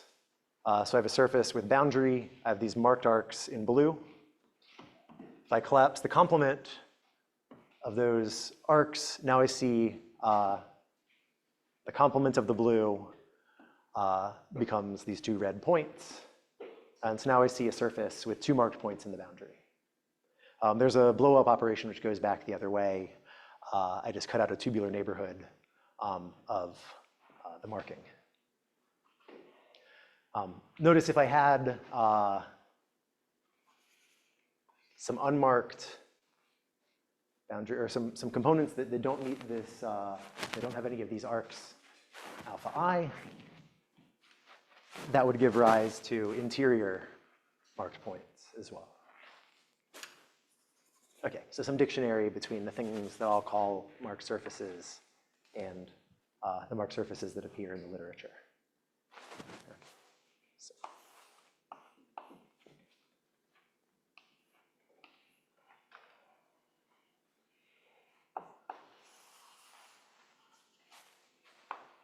Okay, so this is another example.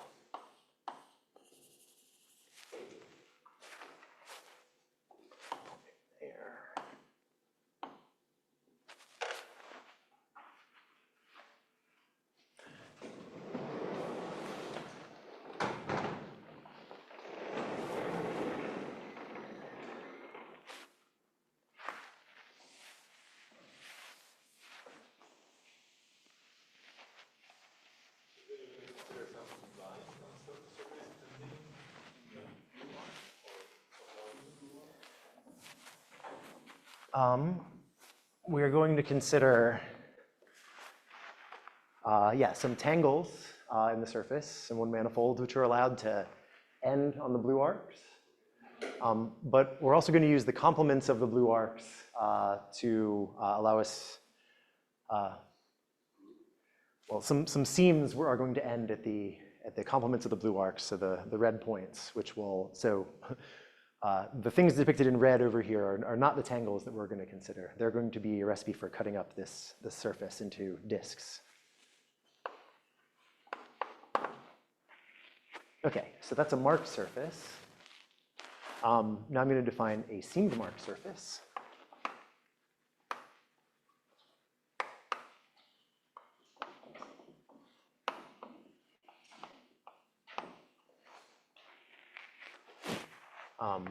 Maybe I'll abbreviate SMS if I need to.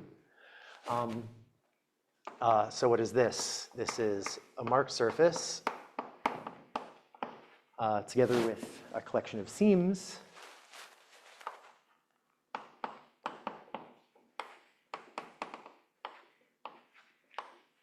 Gamma 1 through gamma G, where the gamma i's are neatly embedded.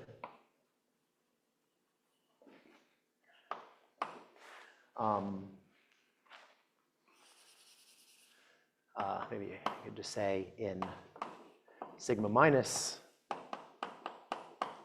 the arcs alpha.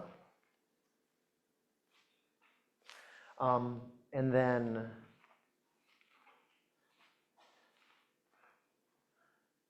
I want some condition. If I form what I'll call sigma cut, which is, well, I'm going to slightly abuse notation and say it's sigma minus gamma. And then what I want to say is some version of closure. But what I really want to do is glue in two versions of the arc that I've cut along. So I'll draw a picture. I want this to be a union of disks.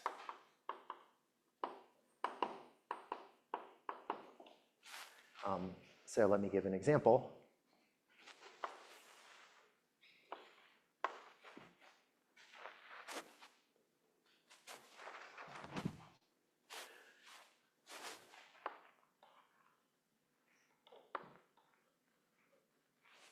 So here's a marked surface. And here will be a seamed marked surface.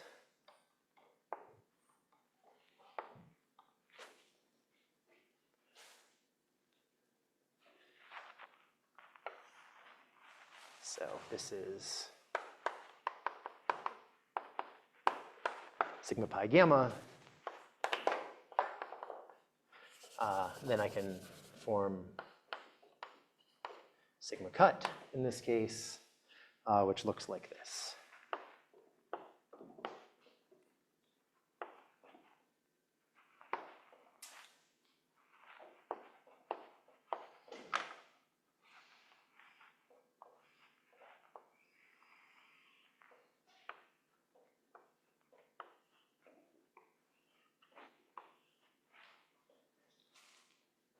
And I see two disks. You should have shrunk that code with no marking. It's a function in Khovanov, it's for cutting. So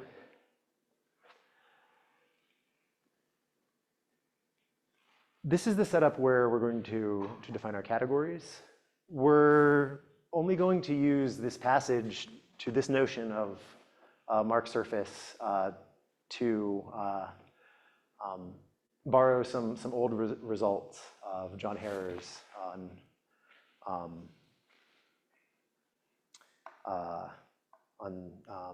Teichmuller space. So this is going to be the setting. Like this is the sigma that that was appearing before. The thing called X is going to only appear for technical reasons.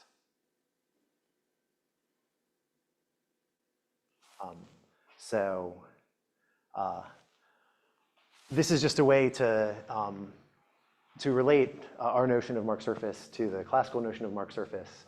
But these are the sigmas that we care about. This is the thing where it will line up with the sigma appearing in Turaev Viro. Oh, sorry.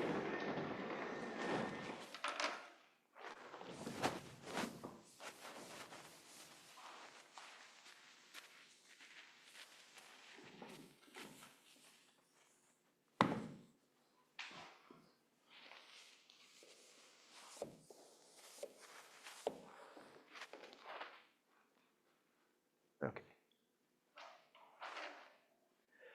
Okay. So the broad idea is I'm going to think hard about what to do with disks with marked intervals, or with intervals, say, distinguished intervals in the boundary. And by doing so,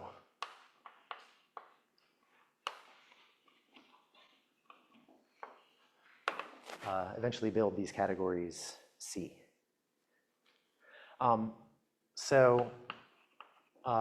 Given a marked surface where the surface is a disk, so you should think that these are the pieces that result when I form sigma cut. I claim I can associate to such a thing a two-functor. And the red thing by now becomes pi? Yeah. So somehow here there's like a pi cut, where I get two copies of each red thing that I had before, and I still have all of the blue things from before. So pi cut is like pi union gamma union gamma. Okay. So given the setup of a disk, a marked surface where the underlying surface is a disk, I'm going to define a two-functor, which goes from, this is the Bar-Natan bicategory, but a tensor power of it.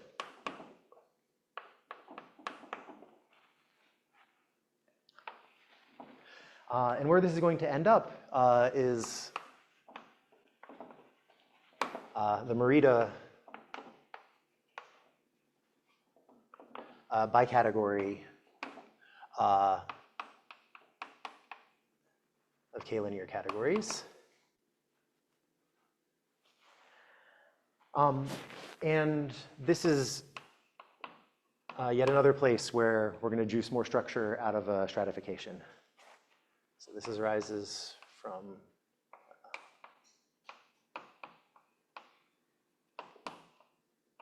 stratification of the prism obtained by taking d and pi and producting with an interval. So what does that look like? It looks something like this.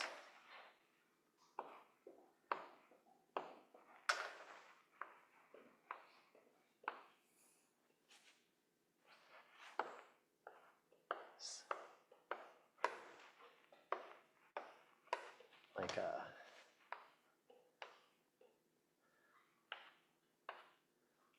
a wheel of cheese, or piece of a wheel of cheese looking thing. Okay, so let me explain how I get a two-functor to this Morita bicategory, and along the way I'll tell you what I mean by the Morita bicategory. Could you just briefly review what are the objects and morphisms and what is categorified? In the Morita bicategory? Just not just this one associated with this. Yeah, so this is, I mean, this is new. I have to tell you what this is. So Bn, remember that has objects, non-negative integers. So this tensor power of Bn will have objects tuples of non-negative integers. That has morphisms, tuples of tangles, and then two morphisms are cobordisms. And so I need to tell you where all of those things go over here. So what does this do? On objects, a tuple n1 through, I don't know, let's call it nk. Well, objects of that Morita bicategory of k-linear categories are going to be categories. So I should tell you a category this object goes.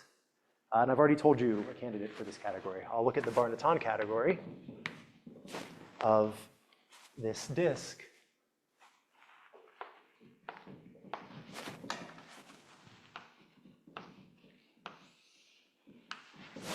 Where I've put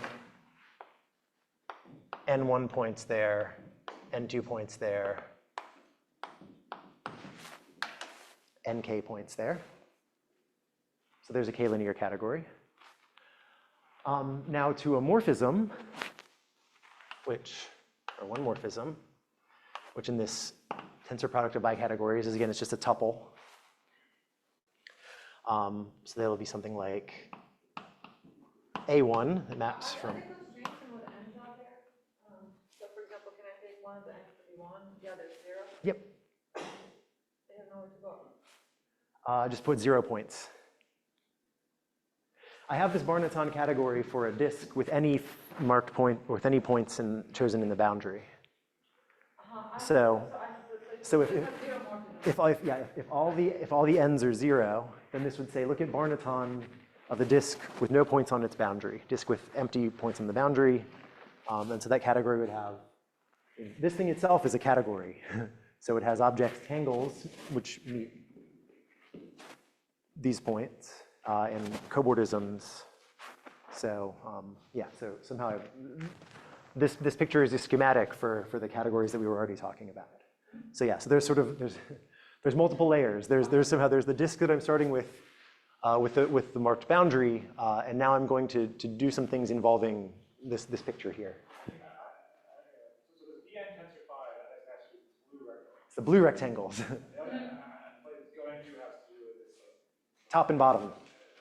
Yeah, so somehow the observation is that because of the sphericality, we can sort of segment off different pieces of the boundary of this ball, of this sphere, and by exploiting all of those different actions, we're going to think of a better way to glue disks together to get an invariant of surfaces built out of disks. Okay. What's this going to be categorified? What is? Bar-Natan category This thing already decategorifies to, yeah. So this thing already decategorifies to TL, just this category. And well, our thing can be phrased at a number of levels of generality. So. No, if I go with This functor? This functor is not the end story of our thing. Oh, that's fine, but anyway, what does it do? What does this functor decategorify to? Let me think.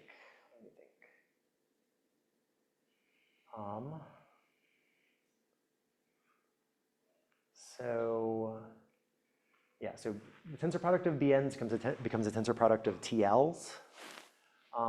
And so this is it's a module over those tensor product of TLs. Let me think if that. Yeah. So this should decategorify to the following thing. If I have a disk and I choose some of these blue arcs, then at each blue arc I could glue on a little square. So I could act via TL. And so this is a module. Yeah, this is not modules of the quantum group. Modules over the representation theory of the quantum group. Right. TL describes the representation theory, category representations of the quantum group. But I could, if I have a category. So now, what is a category? Is you can secretly think of a category as just an algebra, or a linear category at least, as an algebra with idempotence.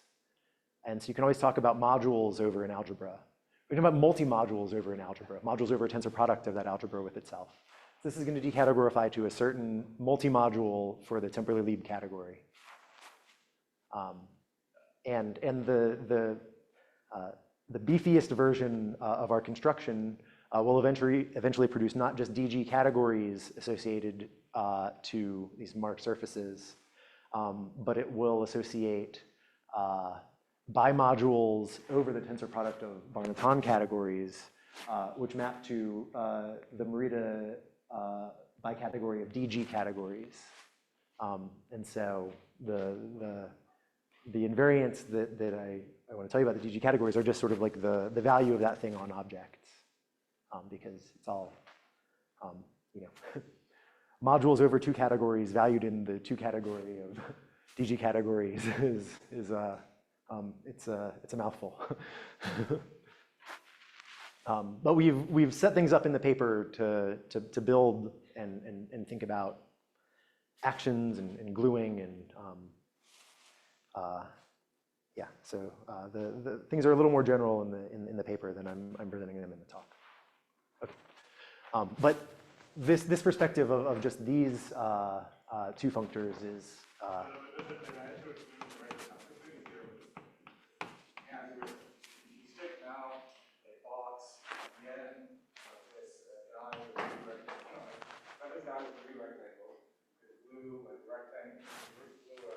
Yep, exactly. So, yep. So given, yeah. Let me draw the picture. So given this collection of, so now these are M1, N1, M2, N2, et cetera, tangles. What I'd like to give you is a bimodule over these Bar-Natan categories. And one thing that will produce is if I tell you an object of one of the Bar-Natan category associated to the top, the N's, and the bottom, the M's, so that would give me tangles T and S that are going the top and the bottom. I need to give you a vector space. What is that vector space?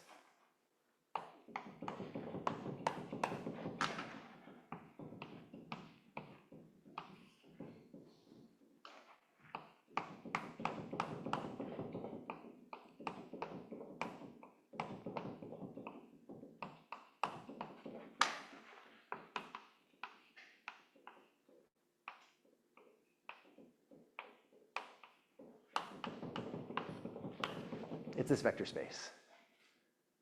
Now, which makes sense because I've just drawn for you now a tangle living on the surface of a sphere. And so I can evaluate KH of it. Can you draw an actual picture of an example of what T might be? Of what T might be? Sure. Let's just erase T. Let's assume that there was a 0 up here and a 0 down here. So the question, so on object level, given quantum integer, I should output to a category. Mm-hmm. So B and outside is a category. Yep, so I've taken a disk. I've put N1 points, say, equally spaced along this interval, N2 points equally spaced on this interval. And now objects in this category are tangles that connect to those points. And so now if you give me an object in the category associated to the N's, an object in the category associated to the M's, I stick them on the top and the bottom. I put these objects in my source tensor product of Bar-Natan categories on the sides.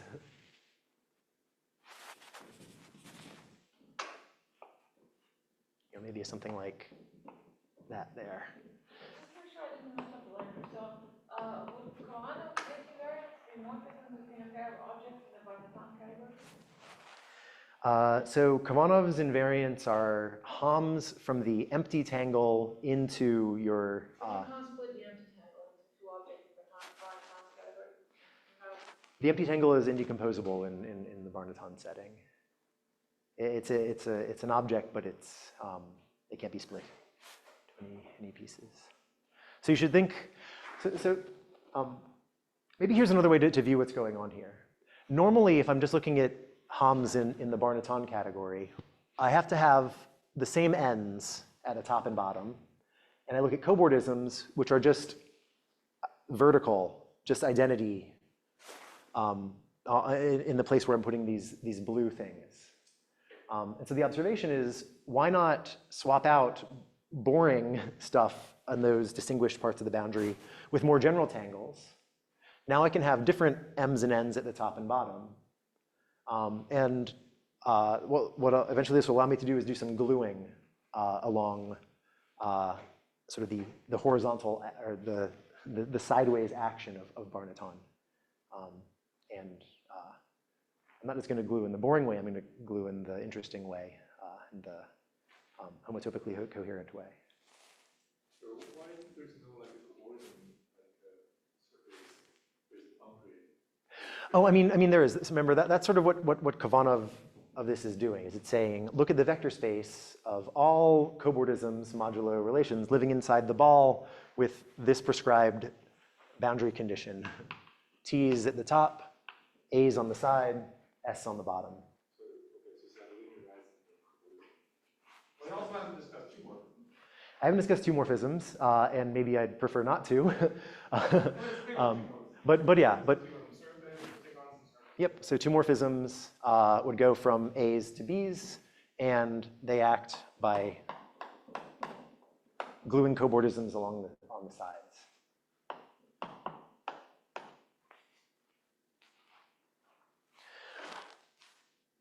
So let me point out that, so what does this procedure do?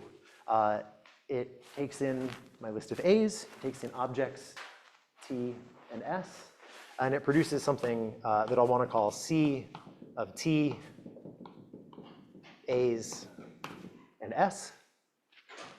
And so, in some sense, this is the value of this,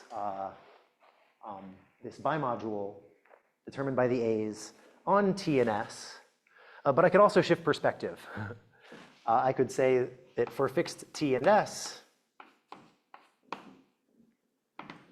this produces a map from tensor product of BNs. Now with the tops and bottoms of the A's determined by the boundary of T and the boundary of S. So let me just say, use notation.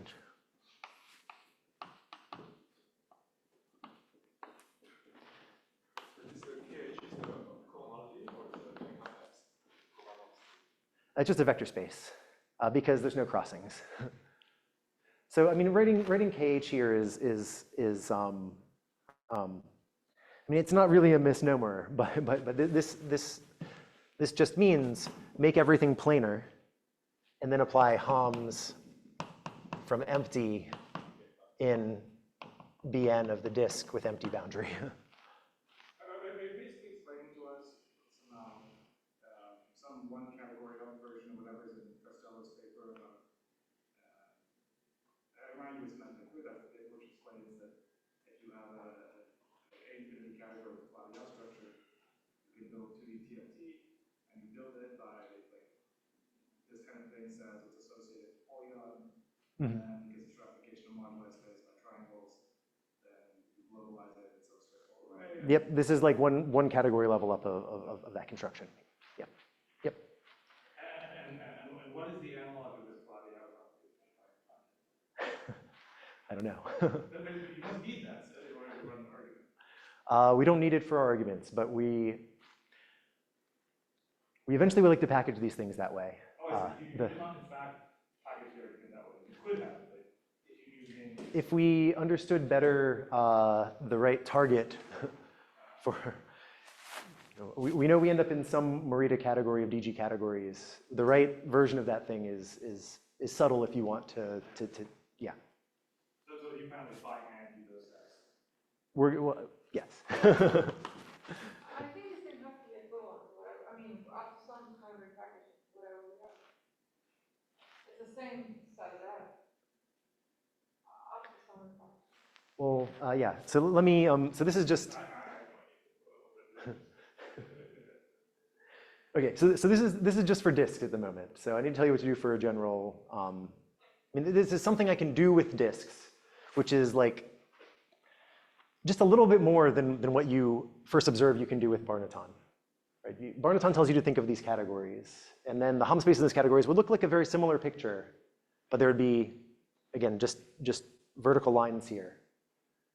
And so this is just a little riff on that. You just say, why vertical lines there? And you realize you get this sort of structure. And now out of this sort of structure, I'm going to tell you how to build the Hom spaces in a category associated to a general surface with, say, connected surface with non-empty boundary. So as in the setup. Let's see, where am I now? I can erase here.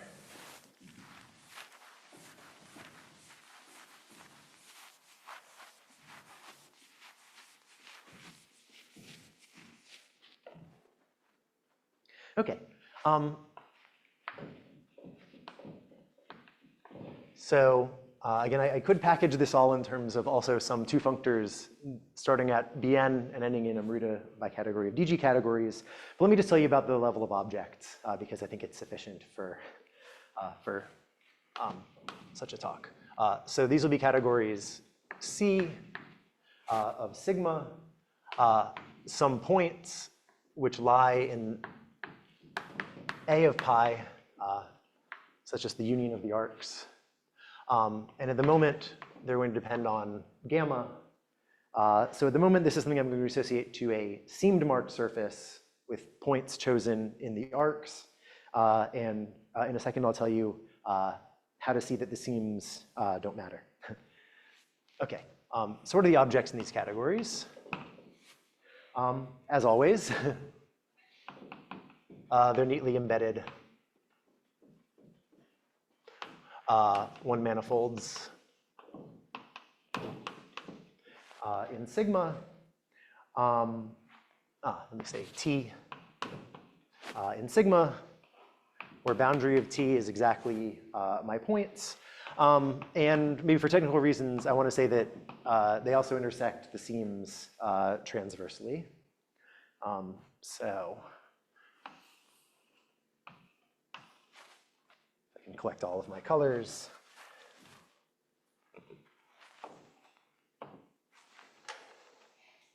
Schematically, I might see something like this.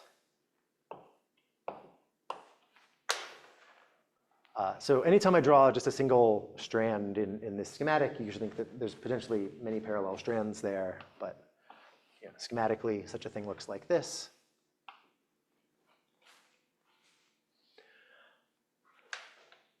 So there's an object. And what are the morphisms?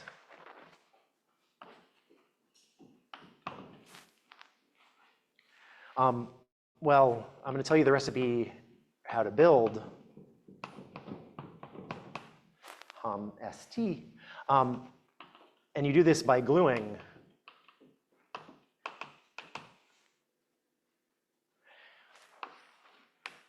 a tensor product of the following things. So when I cut my surface along my seams, I see disks. Are those disks d sub I? Now in each of those d sub i's, for example, here I'd see the top one and the bottom one, I'll see tangles, ti, t1, t2 in this case. Now my shift in perspective allows me to view for a t and an s, I have a functor from here to here. So for the time being, I'm going to keep that variable. Okay, and so the schematic, again, something like this.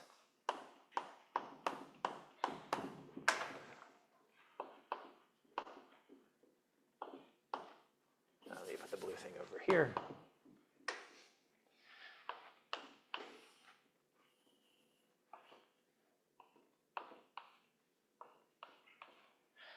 So I have T1 here, S1 down at the bottom.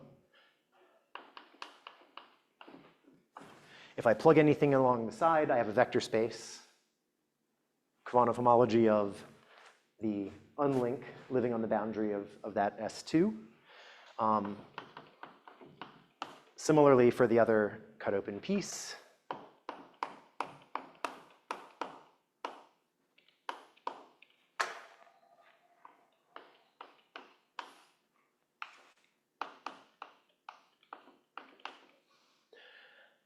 And the idea is I just want to glue these functors. Right? Each piece here is a functor which takes in objects and morphisms in a Bar-Natan category. determined by the number of points I see at top and bottom here. This will be a BMN, which can act here, any of these places. I'd like to glue.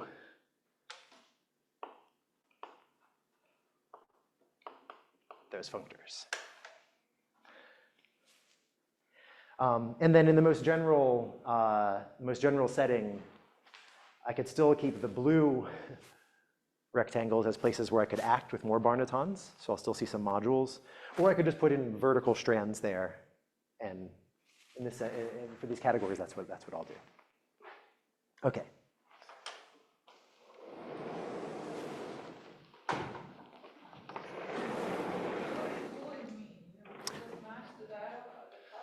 Yeah, what does gluing mean? So I have to tell you how to do the topological gluing in an algebraic setup.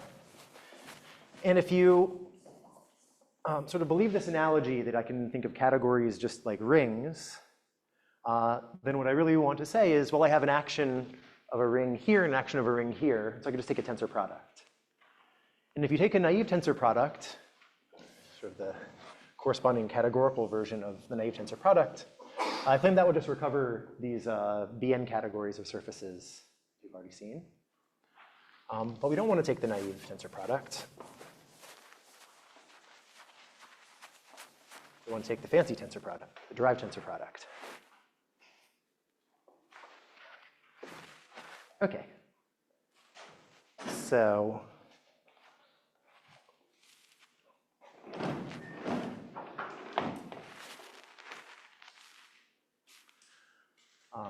maybe let me just write this down here. So we can glue homotopically consistently, or maybe I say homotopically coherently, sorry.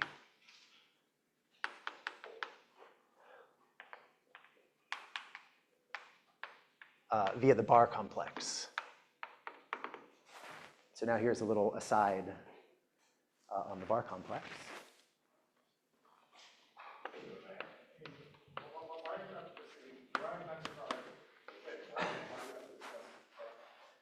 Because in order to take a derived tensor product, I have to know the category that I'm working in. And so I need to know the right target for this. You're saying I should say tensor product in which category of categories? And you don't want to say that, so instead you just say bar complex. Yes. Right, all of these constructions are very sensitive to the setting, yeah. And so eventually we hope to package this in a, here's data, it lives in this category, and do these categorical constructions, but things get quite subtle. But moreover, the hands-on thing will have some utility. Okay. So let me just give a little schematic for how one might think about tensor products. So one way to think about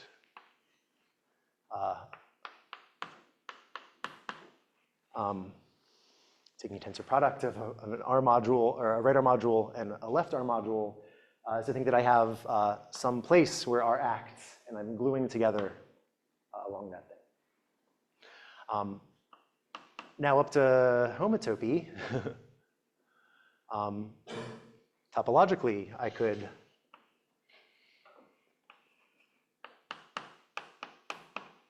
stretch out my gluing into something like this. And I would say on the algebraic side, this is realizing this tensor product as taking a tensor product over the identity bimodule. Sort of see this R elongated. Okay. And the way to think, or this is sort of informal, but I think it's a useful idea.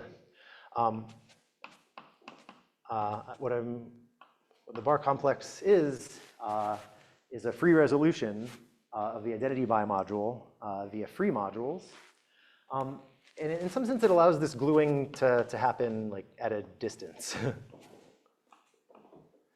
So you should think that this bar complex is something that has the flavor of a thing of through degree 0, But nevertheless, things can teleport from the right side to the left side, things in R. Copy of R here, they move out a little, and they teleport over to here. Okay, this is a heuristic. I don't know, I like this heuristic. Okay, so let me be more precise. So R will be a K algebra.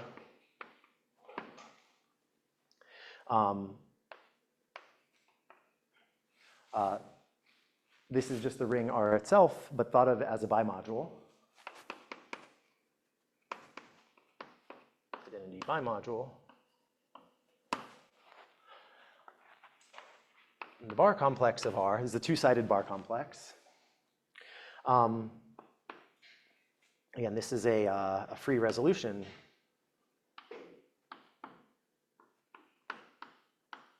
Of the identity bimodule as a bimodule, which means it should be built up out of things that look like R tensor R, but where I've tensored over the field.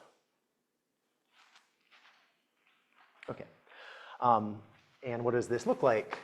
Well, in general, I just take R tensor R. Let me emphasize, this is tensor over K. And then I tensor that thing over R with it some number of times, I don't know, maybe L.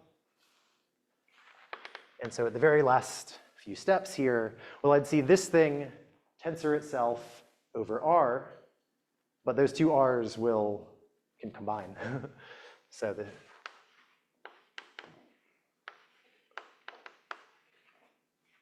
so here I'll emphasize this is a tensor over K.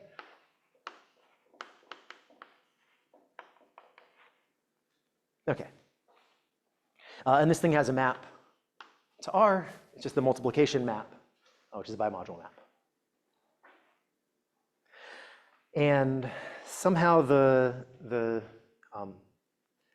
crucial thing is that this indeed looks like it has like R through degree 0. Somehow in the middle here, all I'm remembering about this copy of R in some sense is it's a multiplicity space. I view it as a left and right K module. And of course, its multiplication gets involved in the differential here. But somehow these pieces have like through degree 0 because all of this stuff is just tensor over K, not tensor over R. Okay, so.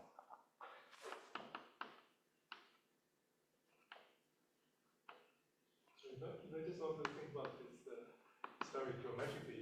You have a sigma surface cross interval. Mm-hmm. And in your sigma, you have some tangle which has boundary. Yep, I have a sigma on the top and a sigma on the bottom. Yeah, and then if I give you two tangles S and the T, Mm-hmm. then I should think about some cobordism in between. So what I do is I first take my tangles on top and bottom. Now I slice through that sigma cross I at each one of my seams. Yeah, so always speaking, the cobordism you want to consider are like cobordism. Well, if you just consider those cobordisms, you get this naive Bar-Natan, the naive categorification of TL of sigma. And so I claim that thing is sort of what you would get if I cut along these seams and then did a boring gluing. Let me ask you a question. So is it going to be true that if I say just this, I take this, I say it's Bar-Natan, and then I cut it, does it matter whether I use a smart gluing or a stupid gluing? We're just gluing two discs to make a disc.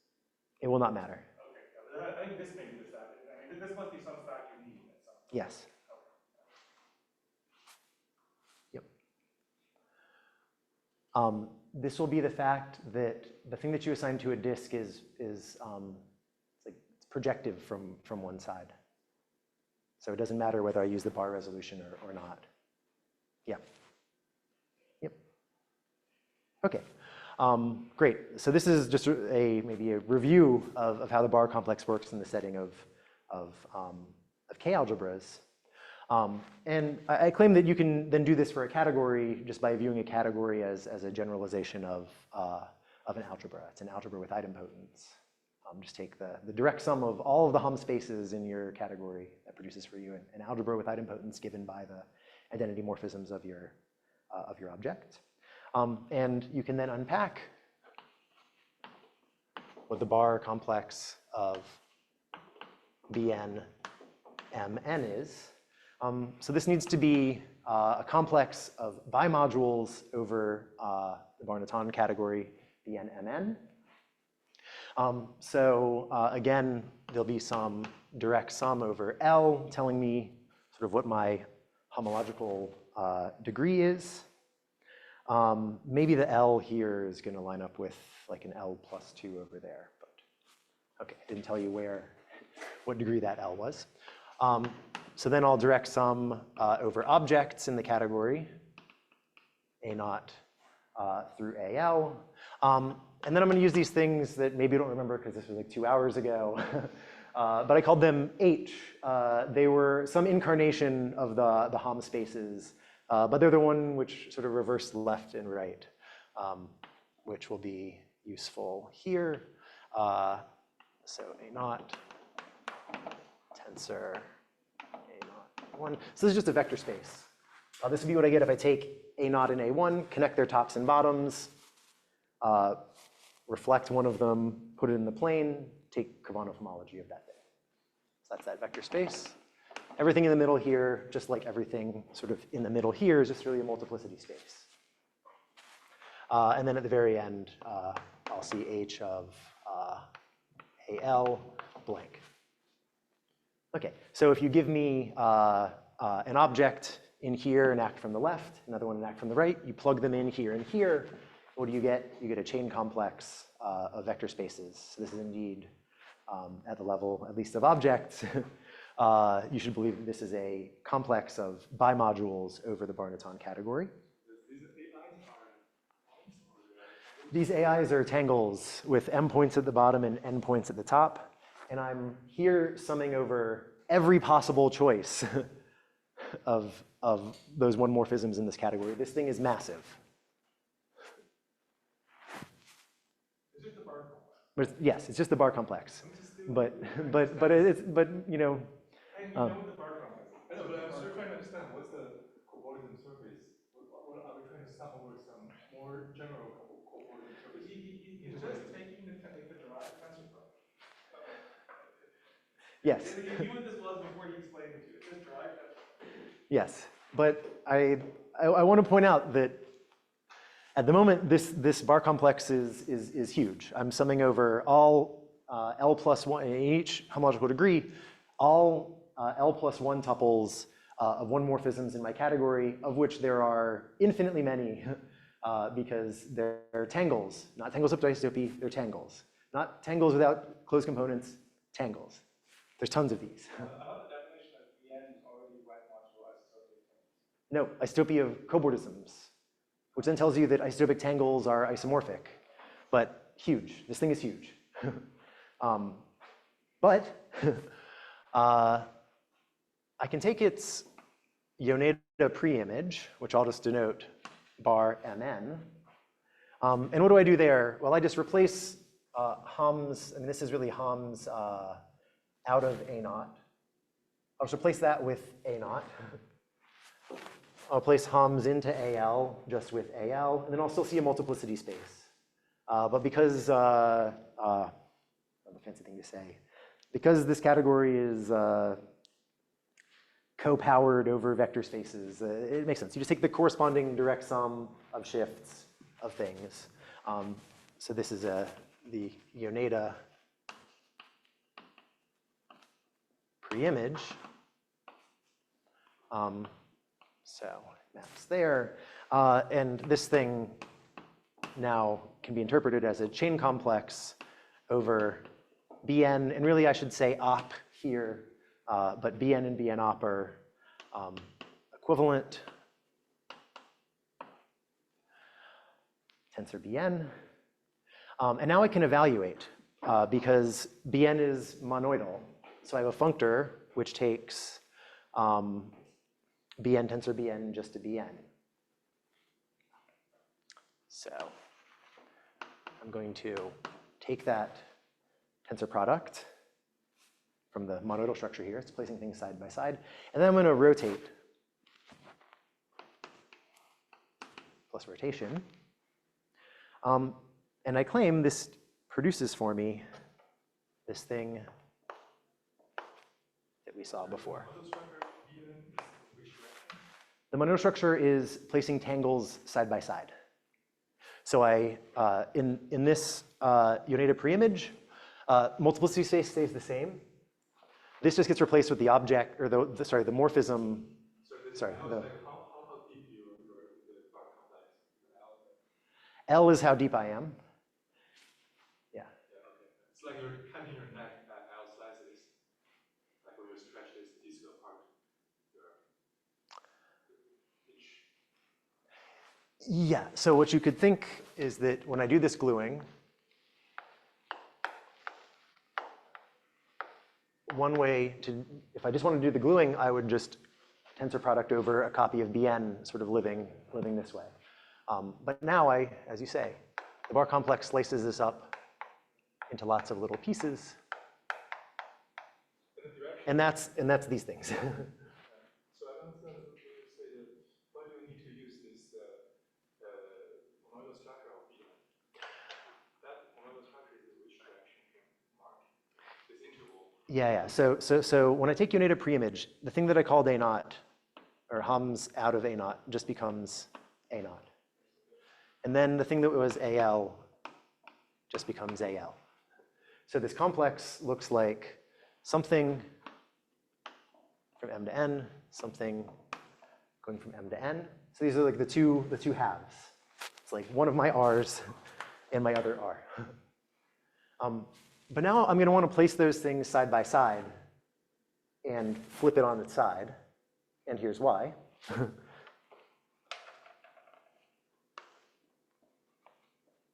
Claim this recovers this thing.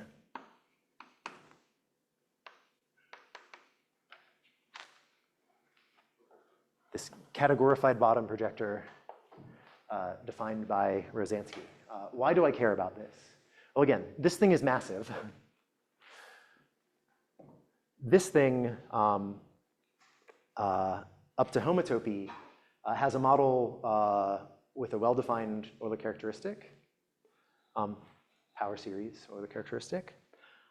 Moreover, this thing I can approximate using the thing that Khovanov assigns to powers of the full twist. Depends how you normalize. So Lev wrote, Which side of the full twist? yeah, yep. So you might either keep your identity term and grow, grow, or you can let the identity term grow off to infinity, and you're left with something which has 3 degrees 0. This is like a second paper of Rosansky's. Okay, but it will be important that we can approximate these in this way, because this will tell you that your Hom spaces here don't look atrocious, that they have a locally finite dimension. Yeah, they're locally. Everything until now is formal until this case. Yeah. And this statement was, I mean, he didn't phrase it this way, but it's essentially known to Rosansky. This is how he builds his projectors. He says, let's take a, well, he proves that his categorified bottom projector should exist, or I guess does exist, is by modeling it essentially as a free resolution of the identity bimodule over the Bar-Natan category. He doesn't say bar complex. He doesn't build it as a bar complex. But then once he proves it exists, he proves that it's uniquely characterized up to homotopy by a couple of properties, and then shows that the powers of the appropriate powers of the full twist stabilize to give something like that.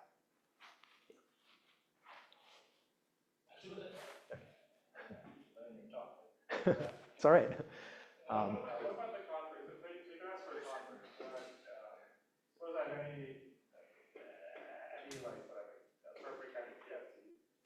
And any appropriate kind of TFT, like associated with a rectangle with some algebra, and you could ask, is this kind of property true of this algebra? Oh, sure. So, we comment in the paper that everything here should only use the fact that Khovanov homology is based off of graded commutative Frobenius algebra. So the grading on cohomology of CP1 gives me the appropriate grading shifts in P bot. And so you should, and in fact can, redo all of this, choose your favorite commutative Frobenius algebra. You can do everything up until this step, just in that generality. But then here, you might want to know that the thing which is going to play a big role in what the morphism spaces look like is actually something reasonable. And there, you can use the grading on your, you need an appropriately graded commutative Frobenius algebra, sort of one-dimensional in degree 0 and only non-zero in positive degrees. But yeah, then, and so there should be, there is a version of this built off of the Khovanov-Rzansky homology of the unknot, or Khovanov-Rzansky homology of colored unknots. We don't do everything in that generality, but it's clear how you would do it if you wanted to. So yeah, this is like the SL2 story of a very general story, but I think the SL2 story on its own is compatible, or sorry, is compelling. Okay. So did I keep it on the board? Yes.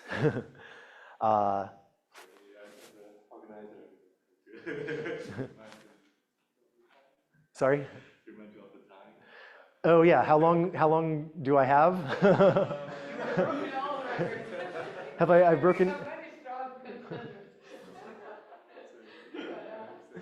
I mean, do you want me to get to the point and let everyone get to their respective dinners? Okay. Okay. So I can get to the point very quickly, just in words. But I appreciate the opportunity to give like this is a real talk, right? At some point, you know, I got stumped by questions in the audience. Like that's yeah, that's what you want to do. Okay. So what do? We take this thing, we plug in half of the bar complex, right? The bar complex splits up into these two pieces. So you put the half associated to half of your seam in an appropriate factor, where that half of the seam occurs. You put the other half in the other factor. This makes sense because this whole thing is some module over tensor products of these friends and extends to complexes.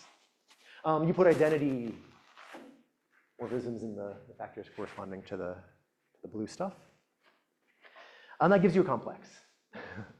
Now you want a composition, it should be a category, and it should be a DG category. I didn't say an A infinity category, so I want a composition which is associative on the nose. The bar complex comes with an Eilenberg-Zilber shuffle product, which is associative on the nose. This thing similarly has, well, okay, maybe that's beside the point. You can use the Eilenberg-Zilber product here to define composition in these categories. Okay, therefore, you end up with the DG category. You can prove that the homology of that DG category just recovers the Bar-Natan categories from before, because they correspond to the naive gluing. And naive gluing is just what happens when you take homology, zeroth homology here. So what that then tells you is that K0 of these categories agrees with K0 of the naive Bar-Natan categories of surfaces, therefore coincides with this thing TL of sigma. 2 more pages of notes to say in words. All of this at the moment depends on a choice of seams, gamma. You don't want it to. TL of sigma, not TV of sigma, so there's no square yet. I'm sorry? You decategorify to TL of sigma. TL of sigma, which is TV, which is sort of stable TV of sigma. A square root. The modulus squared only shows up when we're thinking about WRT. So TV was the same as TL on the nose. Okay, So how do you prove that your choice of seams doesn't matter? Well, you first restrict to seams which give you what are called tessellations. So a tessellation is like a generalized ideal triangulation.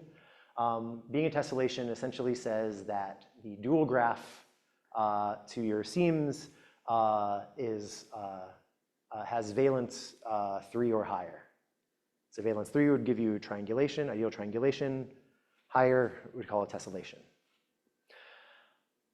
You then argue that maps, or that associated to passing between different tessellations, so if I have a tessellation, claim this is one, I can coarsen sometimes, remove a seam, and if I still see a tessellation, then I would refer to that as a coarsening morphism between tessellations.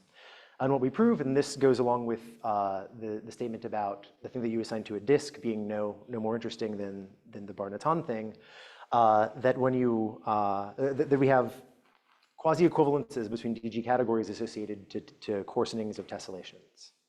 So that's statement 1. Statement 2 is then you can consider the tessellation poset. So I write down all tessellations, and I look at morphisms between tessellations generate, or the less than or equal to in this poset.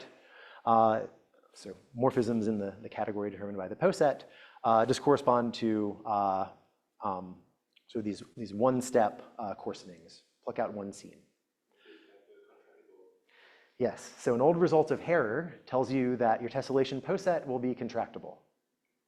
Now, the result of Harrer didn't apply in some cases that we consider, particularly cases of disks, but our definition of tessellation is slightly more general. And so this old result of Harrer would tell you that sometimes your tessellation poset is a sphere, but the version that we would work with is the sphere together with the ball filled in. So tessellation poset for us is contractible. Now you say that the category of DG categories has a model structure wherein the quasi-equivalences or the weak equivalences are exactly the quasi-equivalences. And so therefore the contractibility of this tessellation poset then tells you that the homotopy colimit of the corresponding functor into the model category of DG categories is essentially your candidate for C of sigma P, independent of gamma, and moreover says that the induced maps from any particular gamma are quasi-equivalences. So once you localize the quasi-equivalences, you invert quasi-equivalences, all of the corresponding DG categories are equivalent, canonically equivalent. So that defines C of sigma P without gammas present. And then the last statement, which again I'll just say in words, is you can consider categorical analogs of spin networks. Just instead of drawing tangles on your surface, draw networks of Jones-Wentzel projectors determined by a ideal triangulation. Now we're working not in these DG categories, but in a completion that looks like infinite one-sided twisted complexes over these DG categories. But you can control what sort of one-sided twisted complexes you see, and the things will have well-defined Euler characteristic, so well-defined decategorifications. And what we prove, it's like the last result in the paper, is that distinct categorified spin networks, when I look at the twisted Hom-pairing, so this is contravariant, right, you apply a contravariant functor which reverses homological direction in one entry of your Hom-pairing to make sure that you stay in the realm of bounded above complexes. And for this twisted Hom-pairing, distinct categorified spin networks have contractible space of morphisms between them. And if you look at the self-pairing of a spin network with itself and compute the Euler characteristic of that thing, this recovers the Turaev Viro self-pairing that I mentioned earlier. And so This is why we propose these categories as a categorification of maybe say some stable limit of the Turaev Viro invariant of surfaces. And I'll stop there.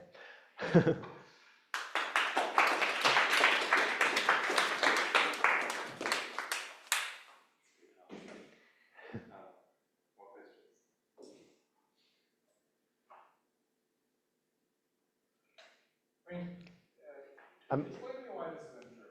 I might have thought, I mean, like before you started talking, I might have thought what you would do is take some category, apply stratified factorization analogy, and that would prompt your answer. Is this anything other than that? Once you figure out the right category to run that construction in, it should be that thing. I see. So It's still that same stuff. it's the same trouble of, I mean,